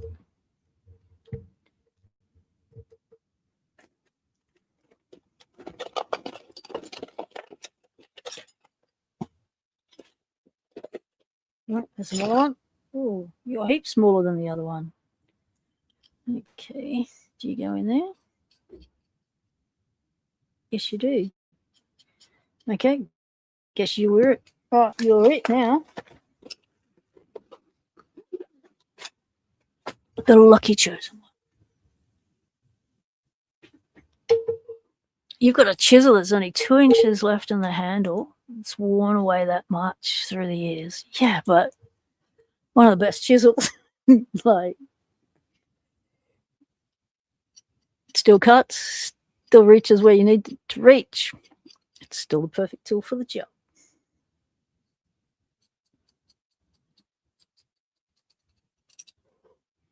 Oh yeah, they look almost the same. That'll do. Right, separate our handles, which was right and left. So it goes like that. So your external, your internal, external, It goes like that. In the door. Let's get back up. That in the door. Which means you go like that. Wait, you're a bit scungy. Hang on, hang on.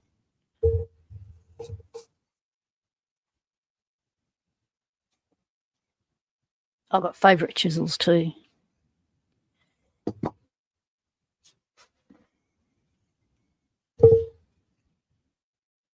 It's always an interesting what do you call it?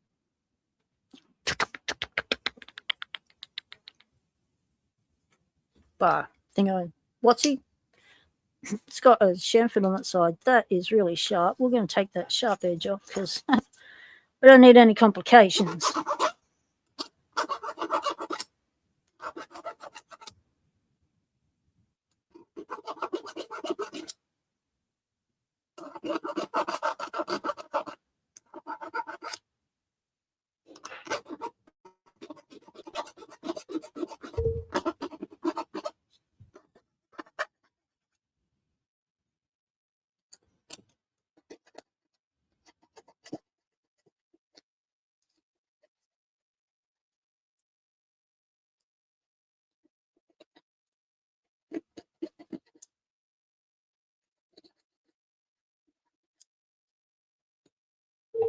Just going to mute you for a moment.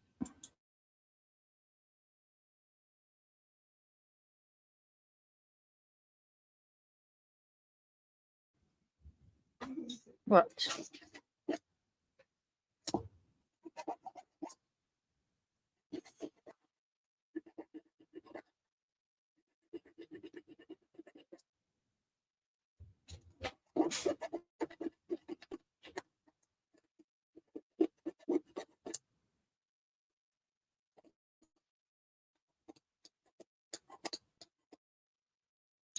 That's better.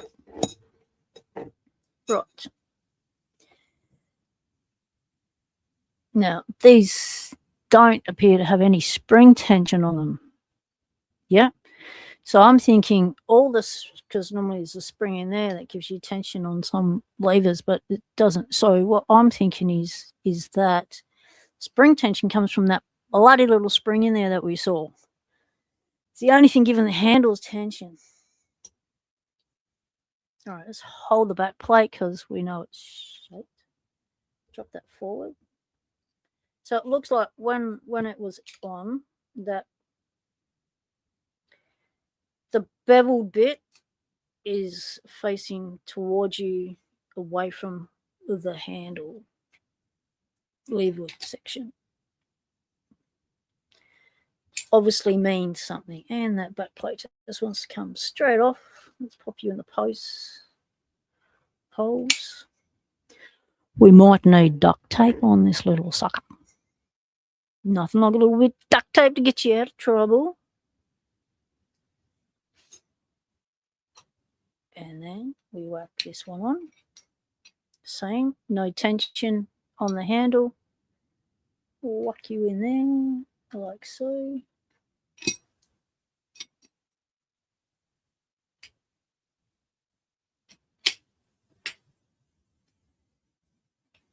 Looking nice, looking nice. Now, do we have any tension on the handles at all?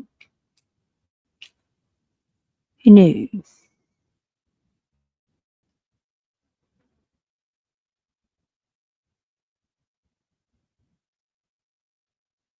Bonus duct tape in the pond. Ducky time. So that's doing absolutely jack shit.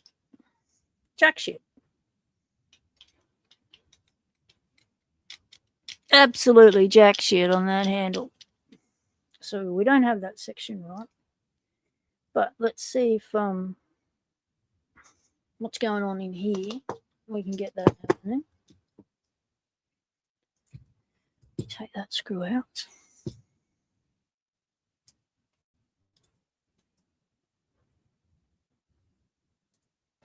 So maybe the tension comes from the other bit thingo in there.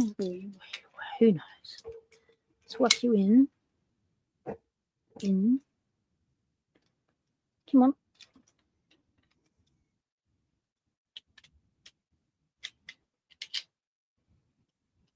go all the way in your mongrel.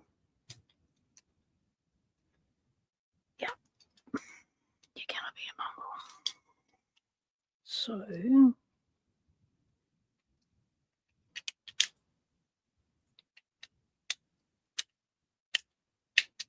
there we go. A little bit of cooperation, never went astray.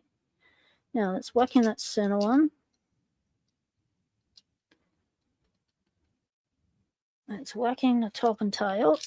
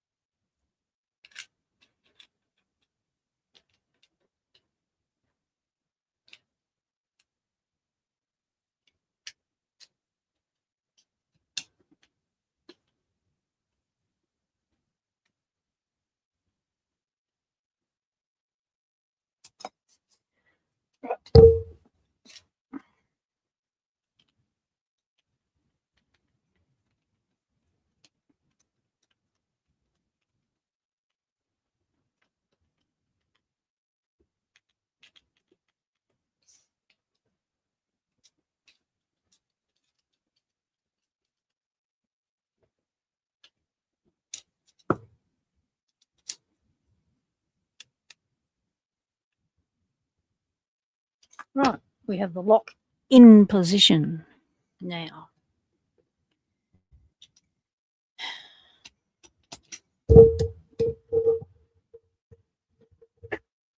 Go back a bit.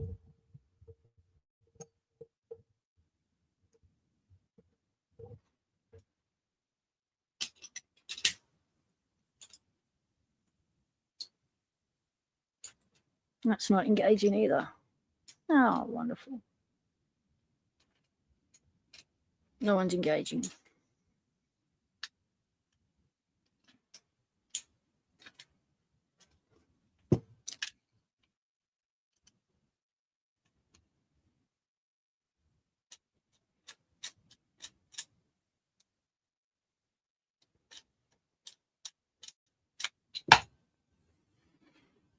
Funny games.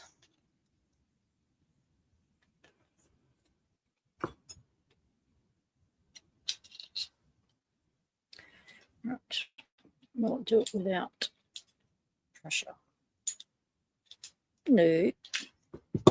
Stuff you then.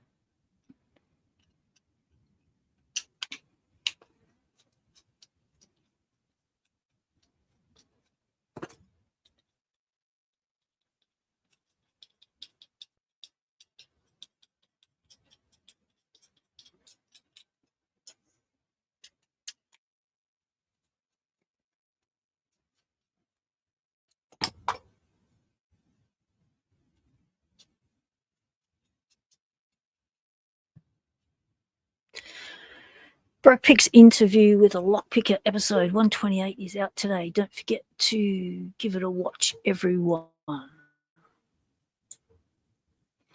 So Broke Pick's doing the interviews. What, TLP no longer doing the interviews now? Is that the go?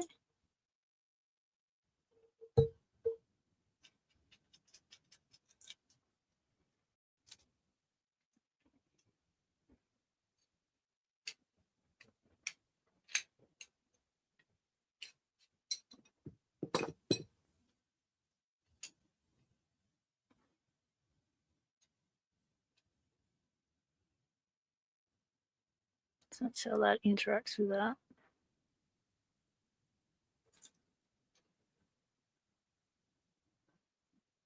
It's got the flat side and the beveled side.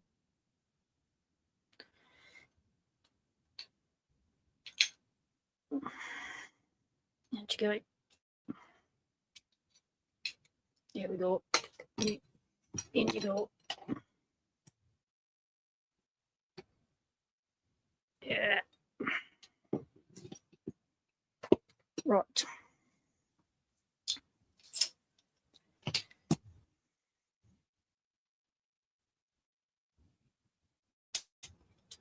did we not set? Right, so you need to be up like that in the lock position to be able to possibly put it in. Right. Try again.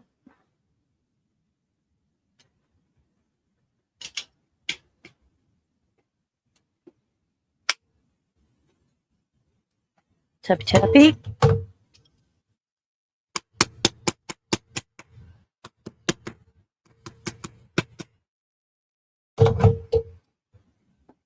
Right.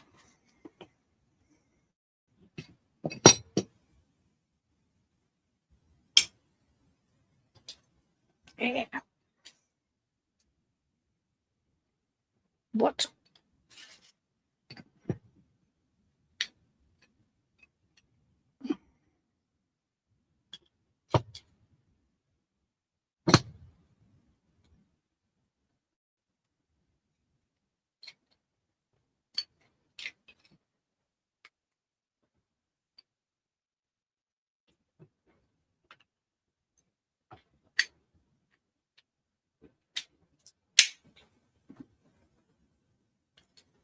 Sit. Seat yourself down. Wiggle. Jiggle it. Right. Wiggled, jiggled. Enough.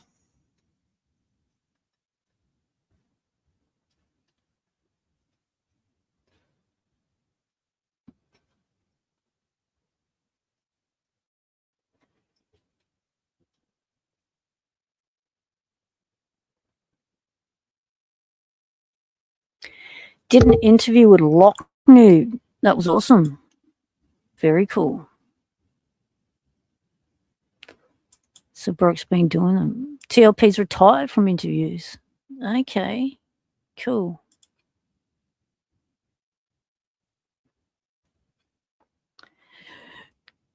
G'day, G Key Man, the mod with the most keys. Welcome in.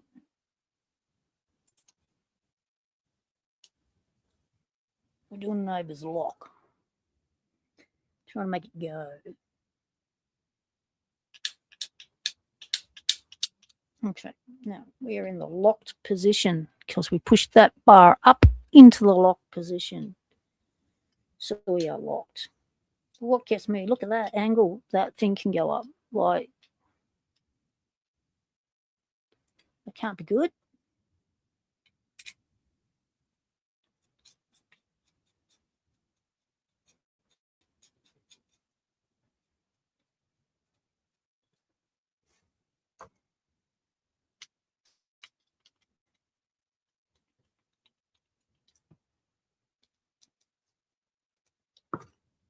So I'm going to whack that in.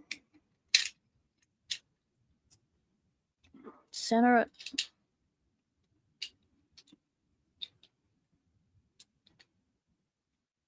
Centered.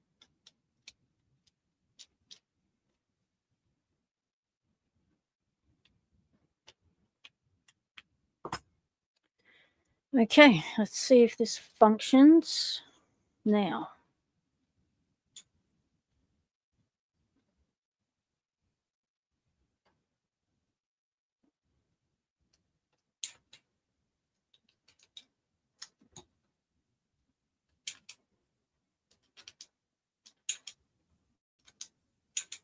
Nothing.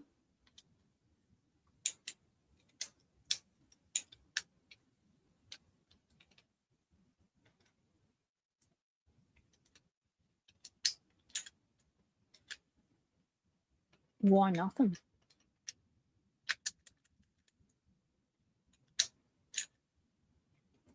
You weird ass piece of shit.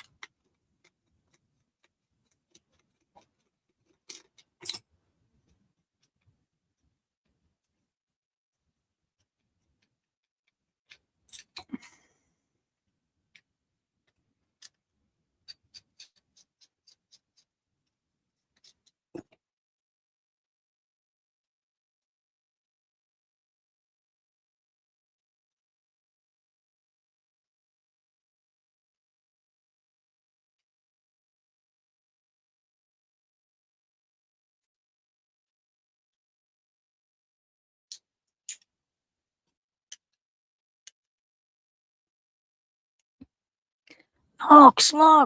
G'day, mate. So good to see you. How have you been?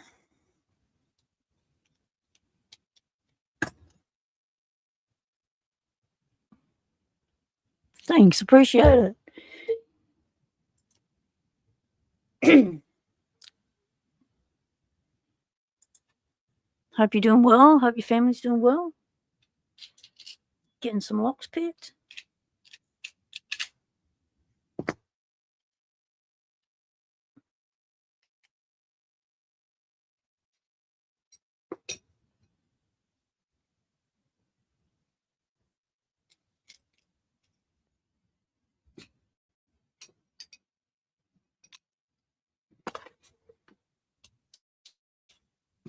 I'm just trying to figure out what the hell's going on with this lock.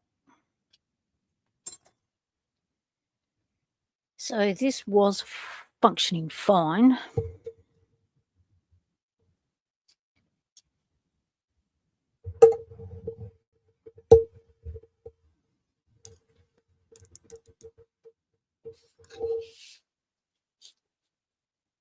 Now,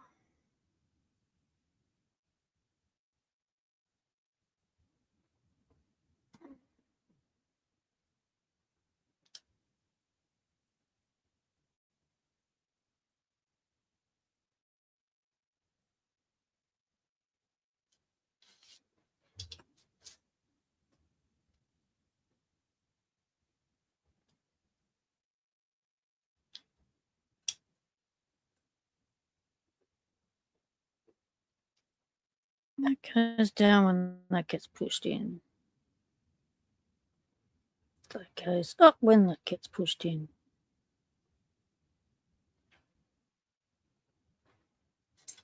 So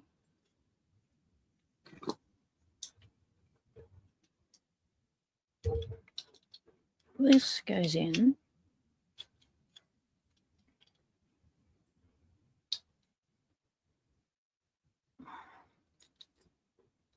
Come on. Get in. And you sit there. And you fuckers.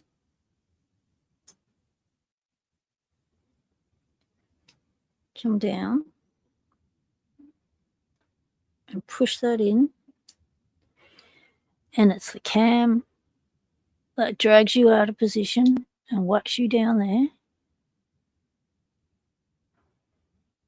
Fuckers. Fuck's sake.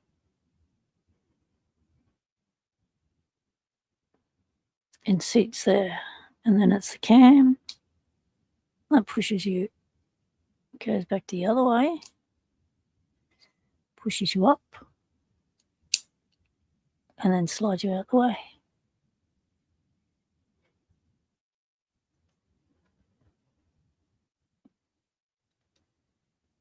So let's put you in and do an unlock. Just down that way.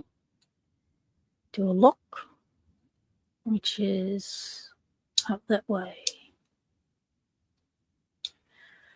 Right.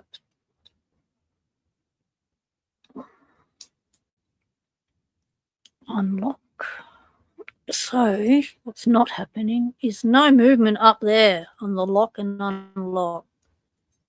That should be under tension. It should be moving, flinging back nicely when that does that.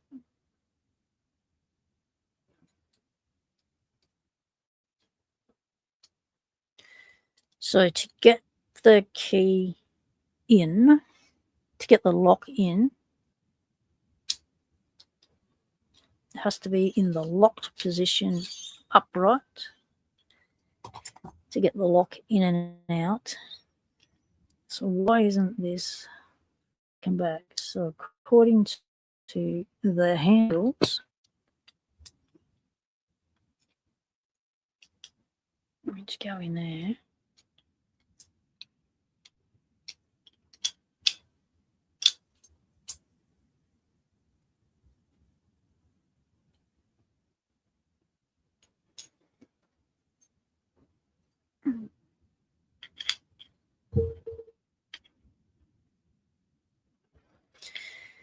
And Am I? Have I got you around the wrong way? No, there's definitely wear there. So it's definitely the hook. Can you see the wear?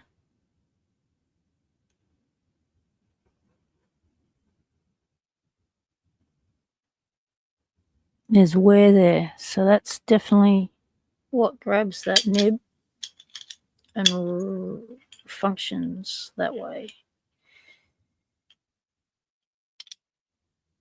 It's definitely goes there.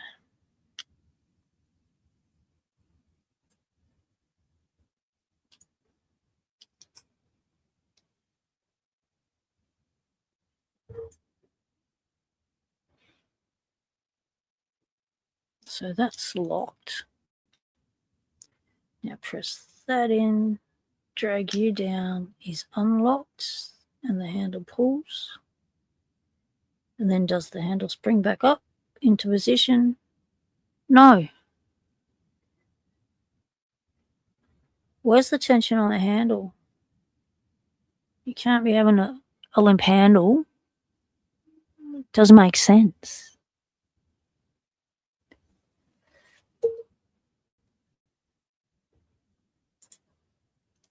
Knox, you've got congestive heart failure. Wow, that's tough, mate. I hope you can get something done about it. It's Eric Chong. Welcome in, mate. It's not a security lock. It could be. The lock could be a security lock, but it's not. This is just for a standard screen door. Just replacing like for like, and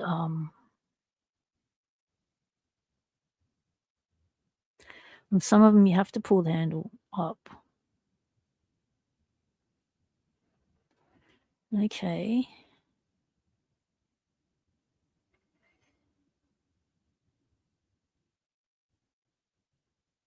There's a piece missing on the side of the bolt. What?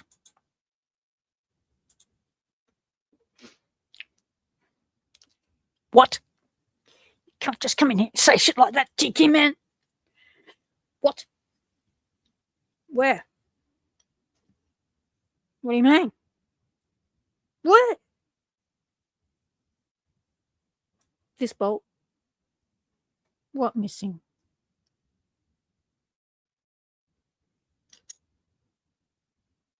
How so?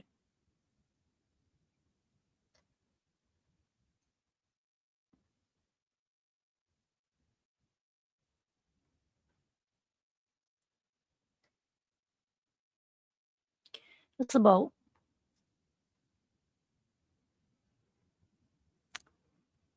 Bolt nib. Return nib, snip thing. Nib thing.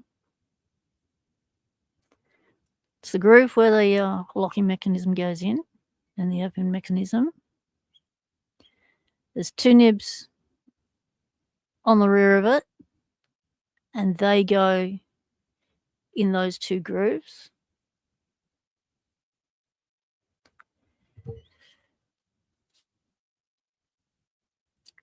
We're missing what? And what there's not is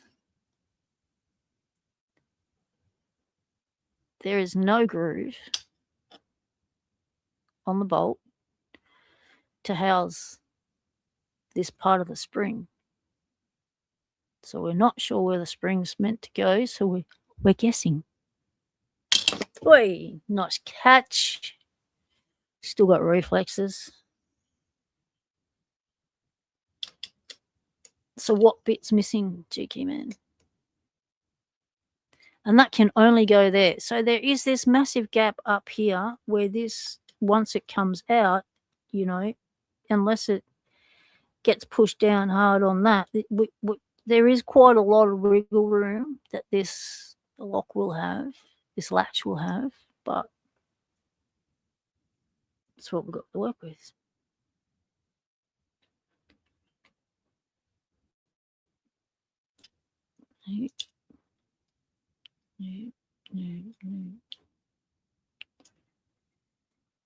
No. And that's interesting. So once it gets past that point, it's got quite a lot of wriggle room around that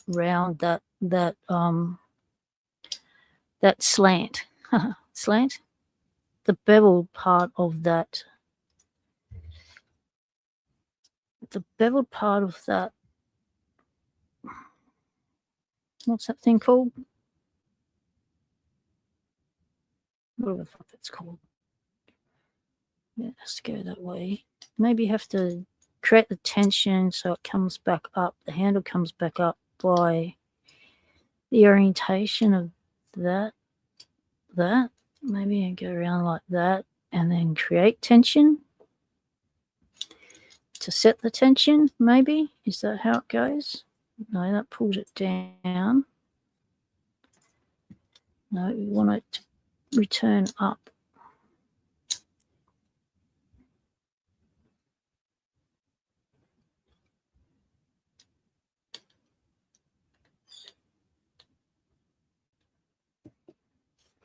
Because the tension's got to come from somewhere. So it's got to come from the parts that interact with it. And that's no tension on that. That's just swimming around its own little pond. Let's put you that way. And let's do that. That's not going to let me even orientate you there.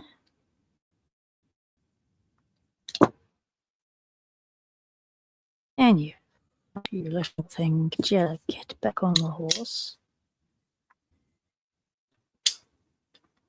I'm wondering if I can create tension. If I create tension like that. And that's not good.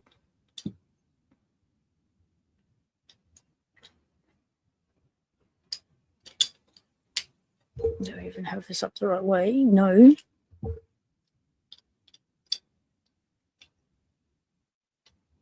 No. Handle up. Tension down. Turn. No. Handle up. Go opposite orientation. Go back that way. Whoa, that's too much play. Go down that way. Turn around. No.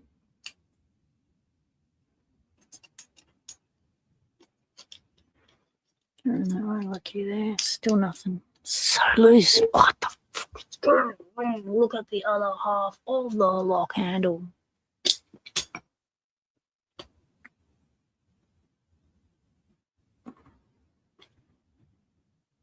It's exactly the same as the half we're playing with.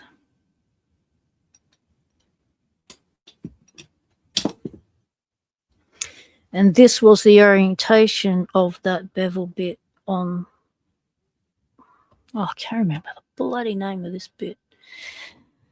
I don't know what it is, but it's one of those. So, yeah. I need to get some tension on this bolt.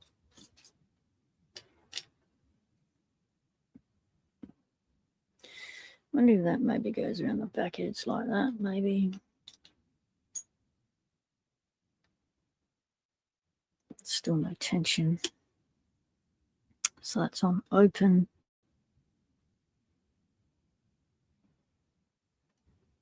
Move this around.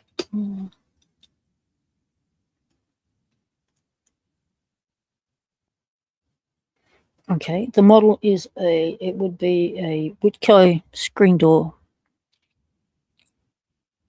lock assembly. Whitco, WHITCO. It would be, it's not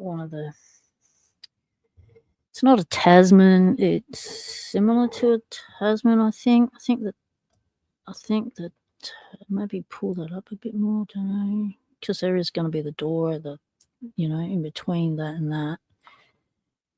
But it's still thin. It doesn't make that much difference. But I reckon that spring's got to go there because it's logical.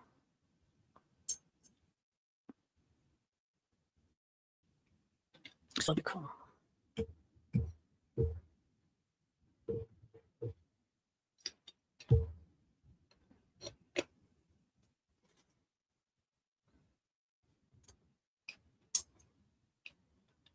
Nothing. We got nothing. Because it's got to be able, once it's unlocked, it's got to be able to act like a free flowing in and out passage door, right?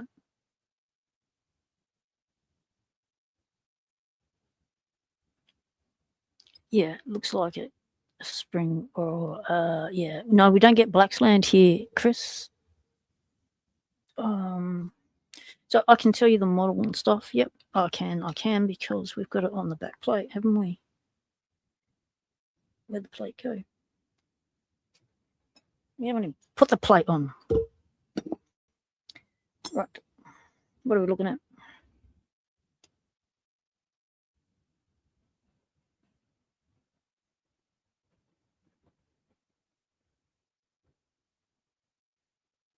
Focus. You can do it.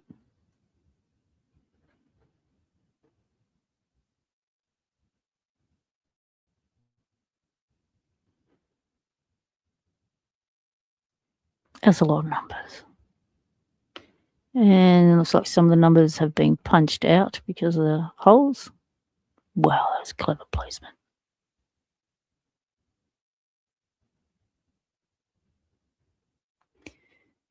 US 4286812.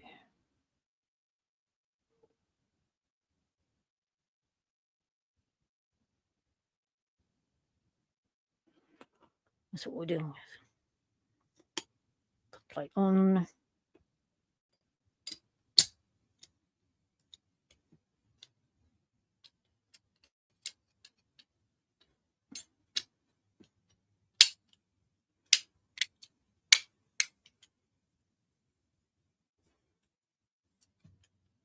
Plate on. So I pulled that back, but it hasn't dropped it forward. Why is there no spring tension?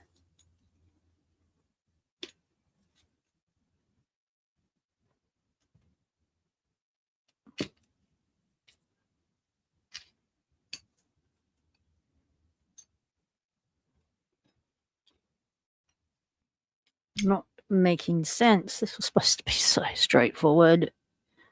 Oh, simple switch out. A simple little screen door lock. Just clean the gut out, put the thing back together the way I found it, and it was going to go. That was how it went in my brain. Yep. And now we're looking at 3 hours later. We're still wanting it to go like that. That definitely goes like that. That definitely goes like that. That spring is not even under any fucking tension. That is just swinging like a dick in the wind. Come on, where are you supposed to live? If you live in front of that, well, then you just get trapped. Are you meant to live in front of that? Oh, I wouldn't think so. But anyway, let's shove you down there and see what happens. But there is a little dink there for it. I don't know. Maybe it goes there. Well, let's stuck it on some tension now, isn't it? Then there's no tension to bring it back. Where's the spring tension to bring it back then? That's where it goes. Okay, spring tension to go down. Where's the spring tension to bring it back? Maybe. That's where it goes. Wouldn't have thought you'd trap a spring in there, but who knows? I didn't design this bloody thing. Let's just whack it back together and see what happens now. All right, you're unlocked. You sit in position. Everyone stay. Right, on, close, wacky, just everyone, you indent there.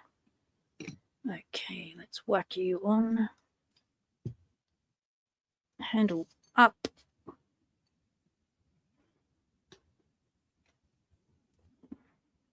On.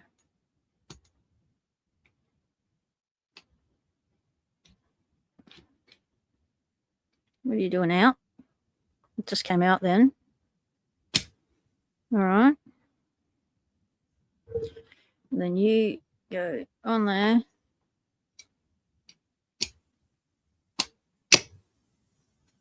Now, are you going to work? Work. Oh, it went in, but it not come back out. You bastard. Yeah. So, what else is given attention?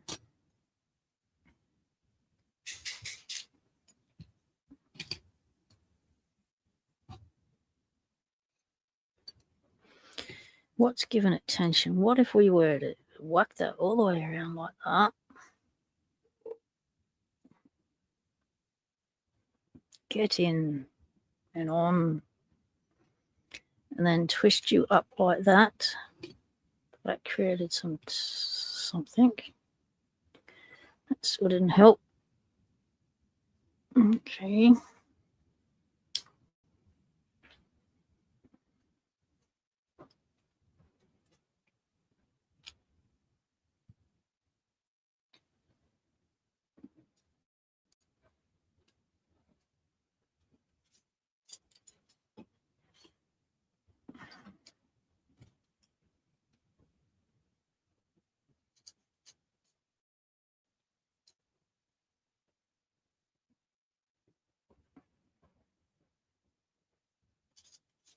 All right. Locksporters. We don't have a handle return. No spring on the handle. Come back up. Who cares? The latch is going back and forward. I think that's where the spring must go. But nothing matches current. Definitely older version. Oh yeah, mate. This thing's ancient. This thing's older than me. I reckon that's it. I reckon that is it.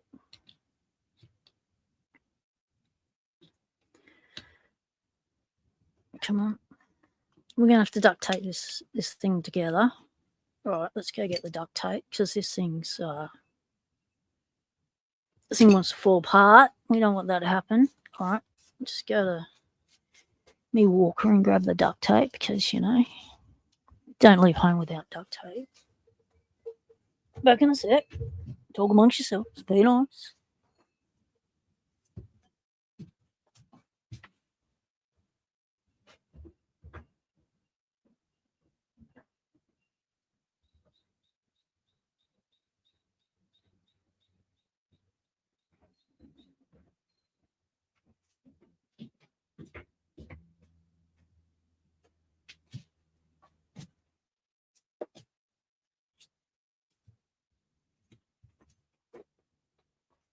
Okay.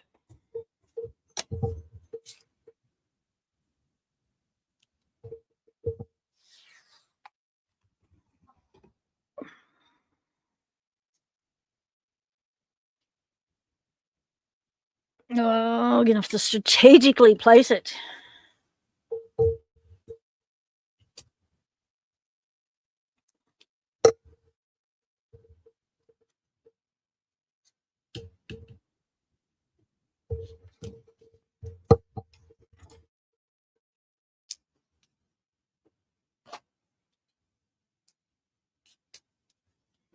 So we'll go in through there, wrap you around that bit.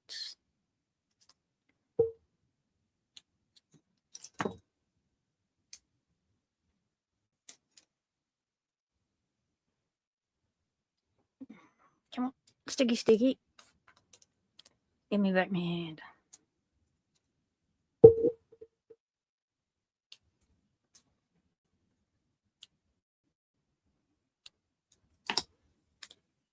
All right, whack you there. Push you down, pull you around, and it's going to flip the other edge, but we don't care at the moment. So one edge on, we'll do top and tail. Top and tail.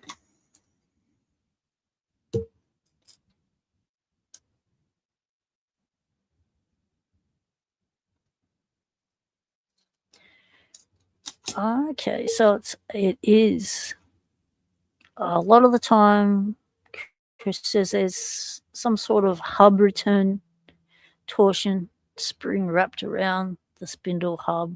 Okay. Just didn't seem right. It looked wrong.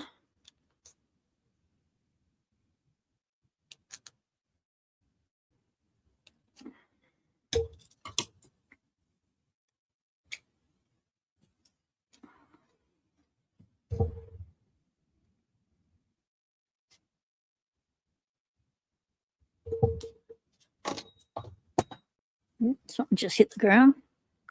Some tool, something fell off me desk. And my desk is such a mess.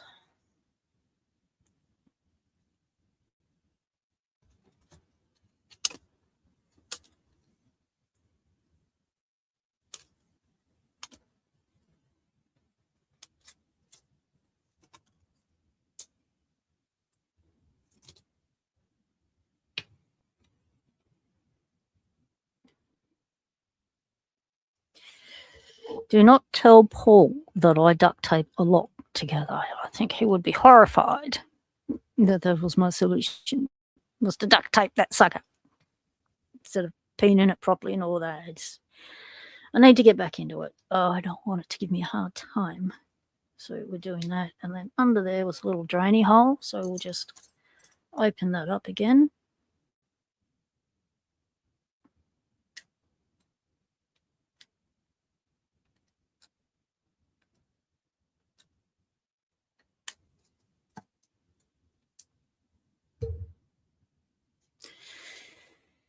Yeah, that's holding together. Yep. Sweet. Now, let's put the lock back together. Shit. Just have to mute you.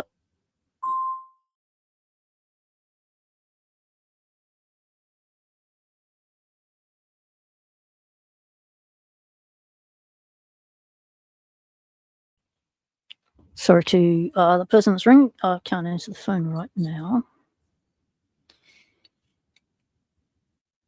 I can, but I don't have. I'm not in a position to chat. And I have to keep my phone on. I can't actually use it for filming because we are.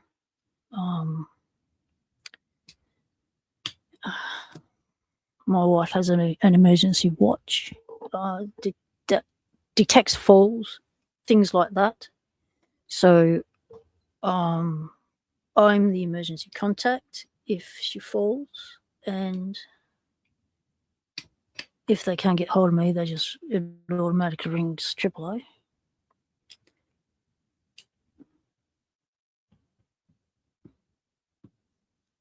It's not the right screw because that's not liking it. It doesn't feel like the right screw.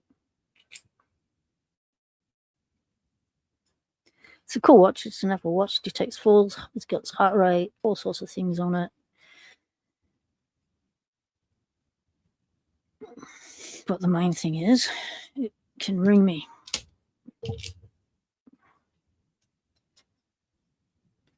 Because prior to that, I was having to carry around a little walkie-talkie with me. Sort of walkie-talkie thing that she would call me on when I was out and about around the yard or in the neighbourhood. You could reach the whole neighbourhood. And then if she needed me, she would call me on the walkie-talkie. But now we've updated the technology.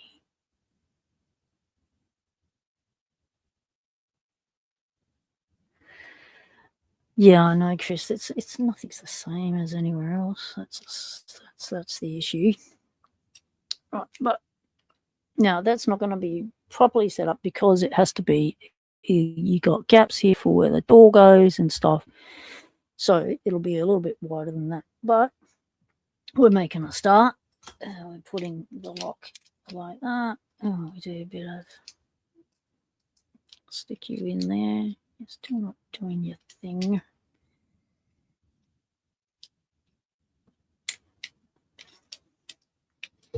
Why are you still not operating once we put you together? Maybe because you just want to be, you need to be locked. That's why. It needs to be locked to do that. So means we need to get in there, push that out, get that to slide down. So that has to go that way because it has to be in the locked position to get it to sit in the lock. It has to be in the lock position so that we can then put that in to get it to positively return it, but it's not in the lock position. Maybe that's what that bloody hole's for, to get in there and shove that thing out the way. Who knows? Push that spring, it should release it. To drop it down. Come on, drop down. So that one can slide over. There we go. Now we can whack you in. All the way. There we go. Turn the nip.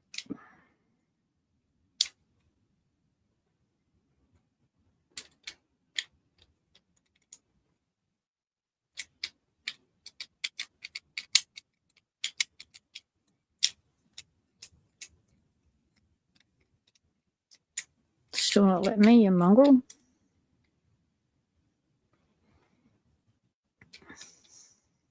Come on. Slide back.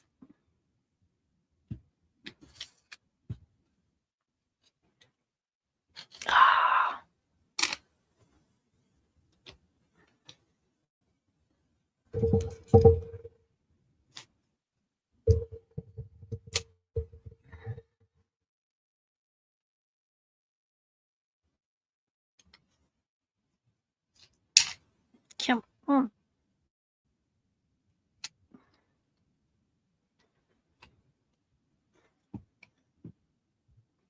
Yep, that's the lock position.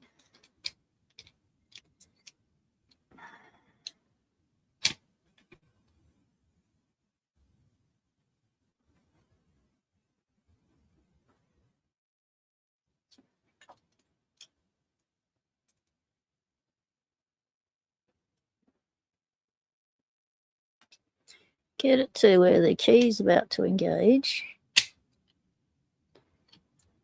Pop you in position. Turn. Come on. Why have you flung back?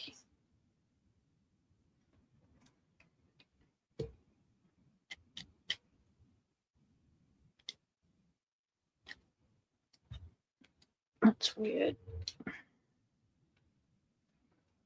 So gravity of the handles keep pulling the bolt back.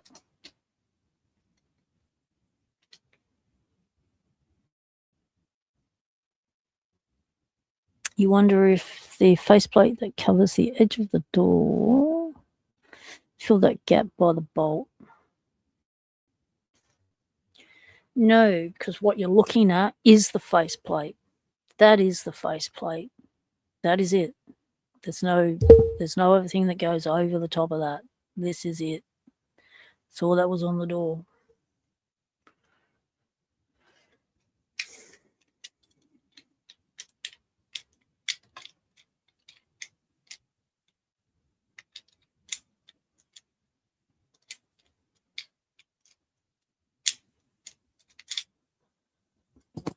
Oh, jeez. Oh, working. It's not a sliding door lock, no. It's a screen door lock. Like a fly screen door lock.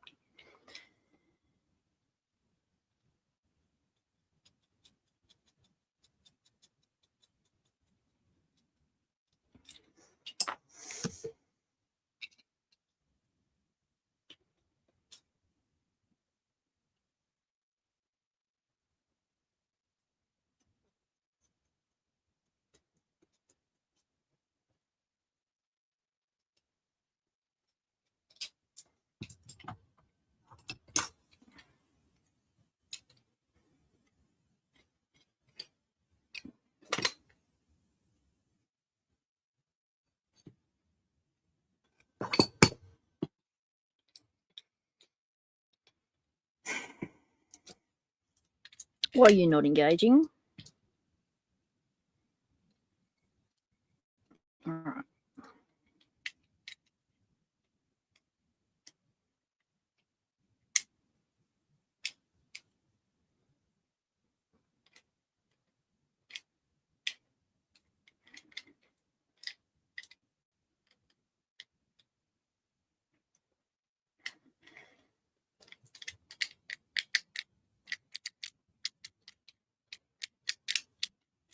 It's not making sense.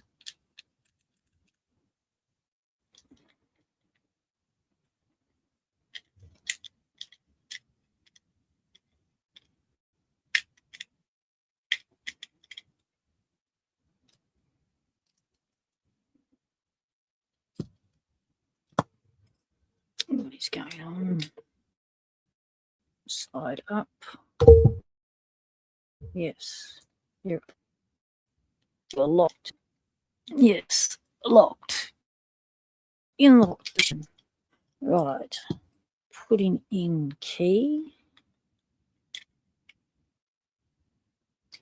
Locking key. In position. Turning key. And what happens? That drops down. That, which then releases the bolt back. Reverse the process. That goes up like so. It brings the bolt out. Bring it out. Almost had it. Oh, you almost did it. You far out. You were so close. Okay, bring the bolt out. Right, let's try that again. Turning key.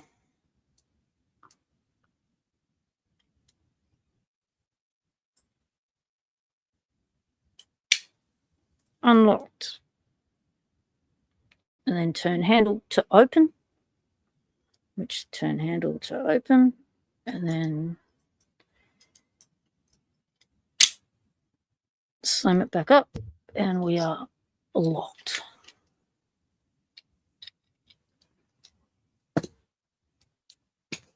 I'm going to call that a win. A fucking win. Yep. I reckon that might work in the door. There's only one way to find out. Just go and install it. But I think it'll work. Because it's the handle that turns that. It's just, we'll find out where our tension's coming from once I put it in the lock. Yeah, I think that's the best way to do it. We've got it locking, which is what we wanted. It's what my neighbour wanted, to be able to lock it. They needed a key that was operating nice and smoothly, that wasn't catching and doing funky shit like the other key was. We've done that. Yesterday we cut 3 keys. Because I stuffed up first one. Yep, we've reused a second-hand lock, made it come good. Putting it back into service. Showed you how to give things a bath. Oh, I think we've achieved today. We've got somewhere. Hopefully this lock will then get installed again today, and then I can clear that off. We have got this to decode. So I'm going to use the indirect method on this, and then if that doesn't work, I'll have to try some other methods. But I need to watch some of Swindler's videos to reacquaint myself on how it's done. But yeah, that's this is a rep code, so I want to try and get that done ASAP. And then we've still got that little another lot to fix. The other lot to fix, and then the outstanding the car lock, the outstanding things on my desk that I needed to get done for other people. As far as fixing locks go, from the neighbourhood repair day will be done. Next mission will be to box up the locks and stuff to head out to Elijah and another person. Iggy, if you're watching or hear this, or someone can get in touch with Iggy if they know Iggy, I want to confirm your address. I've got a parking lock here for you. everything's all sorted, mate. Just needs to get to you. And I want to get that out by the time I leave. Also, lock dude, I've got your locks here that you've won. I want to be able to ship them out to you. And also,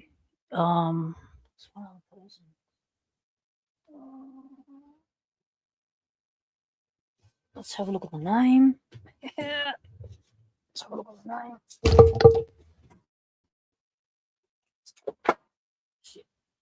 Yep. Name on the box. Mark Carter up north.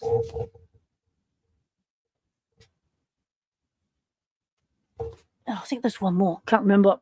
It'll be over in my short outs, in my sort this shit out section.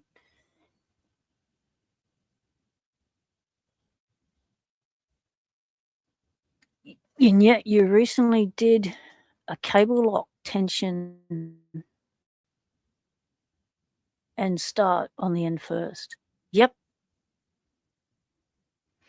Yeah, I like watching videos on decoding as well, especially swindles, because, you know, Kiwi explains stuff so well. Yeah, send a message to Mark if you can. If you can flick me one on Discord, that'd be good, because I'm hopeless at emails. I only know to check them. Remember to check them if someone tells me they've sent me an email. Otherwise, I don't go there. Yep. Yeah. Let Mark know I'm ready to get his out, and I think we're sweet. Yep. And Elijah's getting ready. And then that way I don't have anything outstanding in my head that's going to bug the shit out of me for the time that I can't have stuff in my head bugging the shit out of me for. Yeah. It's a way to explain it. Yeah. Oh, no, nothing. Oh my God. The price of timber. Unbelievably expensive. I was blown away when I had to buy just a little piece of timber. I just needed to create a little door frame. That's all I need. But no. The timber, if I bought it to size, it would have cost over $30 for what a 2.1, a 2.1, and a 900, over $30, and I could buy one piece for like $19, and then rip it all up myself to the size I wanted. So that's what I did.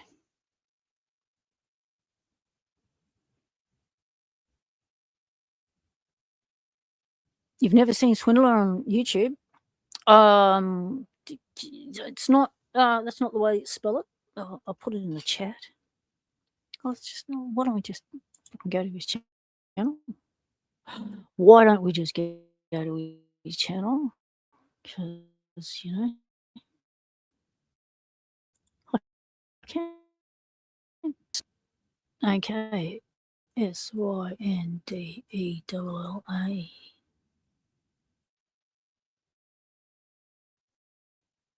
What happened then? SWYNDELLA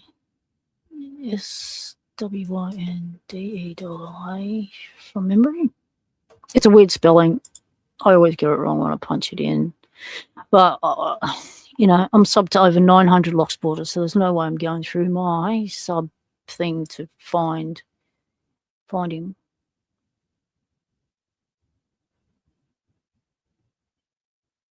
Oh, you mongrel of a thing. See, it just gives me nothing. And if I just put in Locksport at the end of his name, then I end up with everything Locksport with the word Locksport in it. Yep. That's what happens. Yep. Oh, Hopping Lawyers, Sandmans, all come up. Yeah, that's not helpful, YouTube. You. Right, so what I do then is I just go to my playlist and go, oh, hello, there you are. I've actually found you.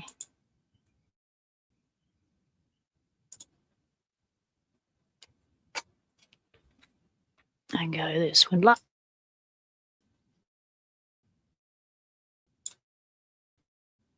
Yeah. And paste.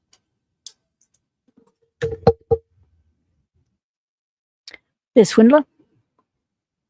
Awesome decoder.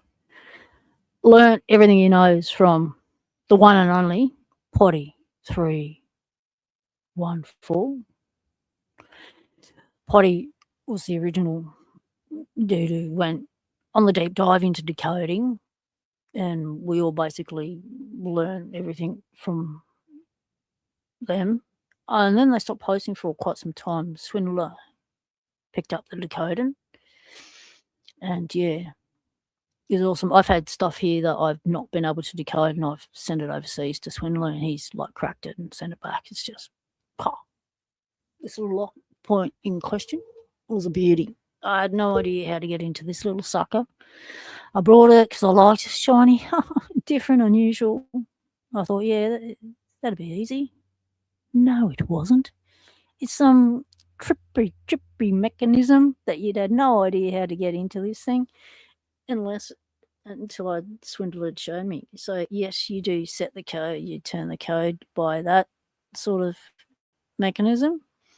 But then to open it, you gotta, this thing pushes to one side to open. And I didn't even get that bit. And you pull up for tension and you get nothing. But yeah. And I think, what's the code? Yeah, not that. So I'll have to get back and watch my own video to find out what the code was, because when he sent it to me, I did a video on it thanking him. Totally go back in time watching Potty. Oh yeah, Chris, you know about Potty. Haha. Cool. Yeah. Yeah, Potty was awesome. So going to crack this by the indirect method. So what that is putting tension, even going across that way. Even tension. Do not tilt up or down. You want to go horizontal flush. And what you're wanting to find is the second number that binds. So this wheel's binding, and then you mug around with this one and find which one's binding. And there's all sorts of wiggle jiggly shit you can do as well. But yeah, I just haven't had time to put into this that I would have liked. So it's to be done on the list. There's lots on the list. But it's about having fun with Locksport, and Locksport is my fun. I'm trying to get my fun back. Get back in the fun zone. So I will be doing more live streams. I'm trying to get back to weekly. We'll see how we go. And I will be doing some different kinds of live streams. It's not all going to be about locks while I'm away, because if I see something interesting, I'll live stream. It'll be right there, and then I'll press go. And it'll be, if you're there, you get to see it live. While I'm in a state. Also, once again, a reminder that I will be going back to the world of Oslo. So if you want to go back to my series on the locksmith interview I did, it was a two-parter. I showed all the locks in their lock shop, and it showed the whole range of the Oslocks. Now, I will be going to a place. I'm gonna Elijah, can you do a quick search for me? Can you find out where the headquarters of Oslocks are? I've got a feeling it's in Brisbane. Is it in Brisbane? Because if it is, Why? Yeah, try and work my magic and get us in. That'd be the go. It's on my bucket list, is to go to a lock factory, interview people, film it, come away with some goodie bags. That's the bucket list. I've already ticked one thing off a bucket list, which was to interview a locksmith. Done that. Now, the next bucket list is to go to a lock factory. It is like a bar of gold, but better and gorgeous. Exactly. Yes. Yes. And it's multifunctional. As we say, we like things that are versatile. And it is versatile. Yeah.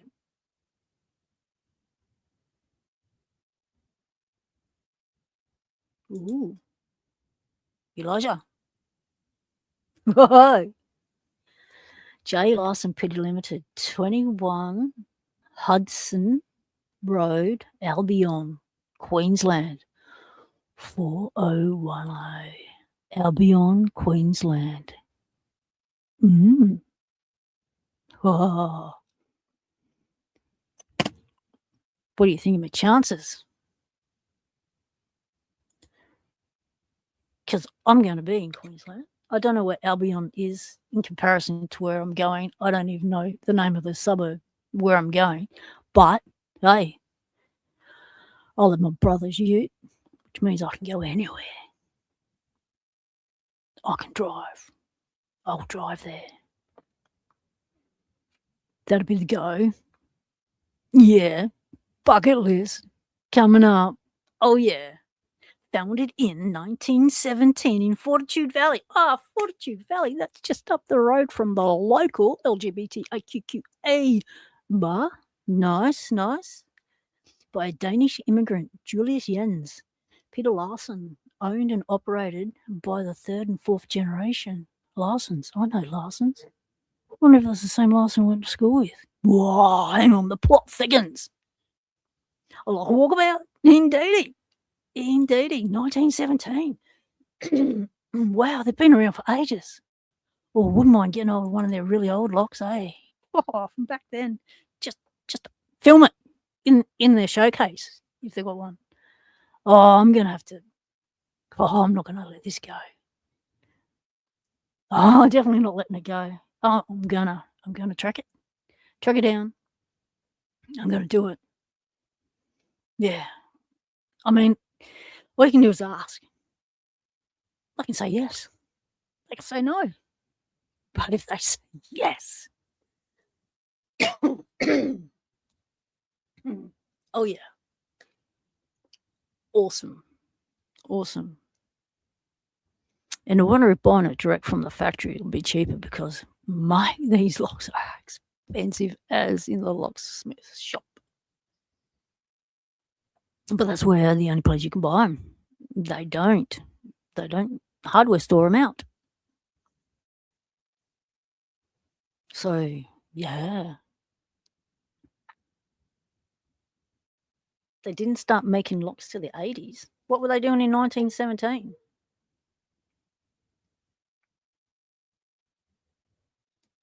So they were doing something else before locks.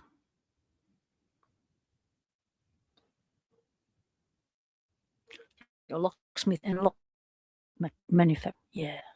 Ha. Oh yeah, this is worth a shot. Yeah. Oh yeah.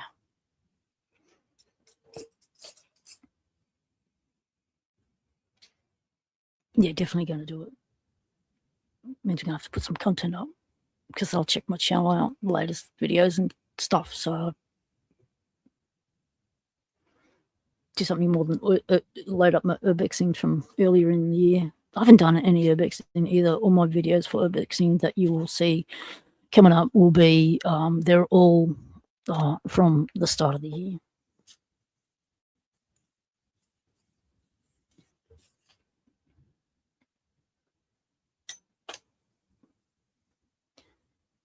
They were originally only locksmith, but then added lock manufacturer to it. Oh, yeah. I'm going to find out what Albion is. I'll find out where I'm going. I've already got transport. It's going to happen. Even if I just rock up from the outside, I don't care. I want to go there. Yeah. Go to the scrap bin. Imagine the scrap bin. Yeah. So that's on the bucket list. And now it's a plan. Now it's stuck in my head.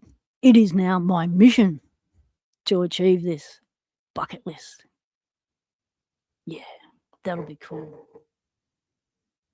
Very, very cool. Well, thank you everyone for being here during Locksport Hangout. It's been a lot of fun. We have made progress on the locks. We have a working lock. Awesome. Thank you for your help. Thanks for the chat. Appreciate the company. Elijah, thanks for being here. Modern. Chicky Man, thanks for the modern. And we'll catch you all another time. Stay legal. Temptation is everywhere.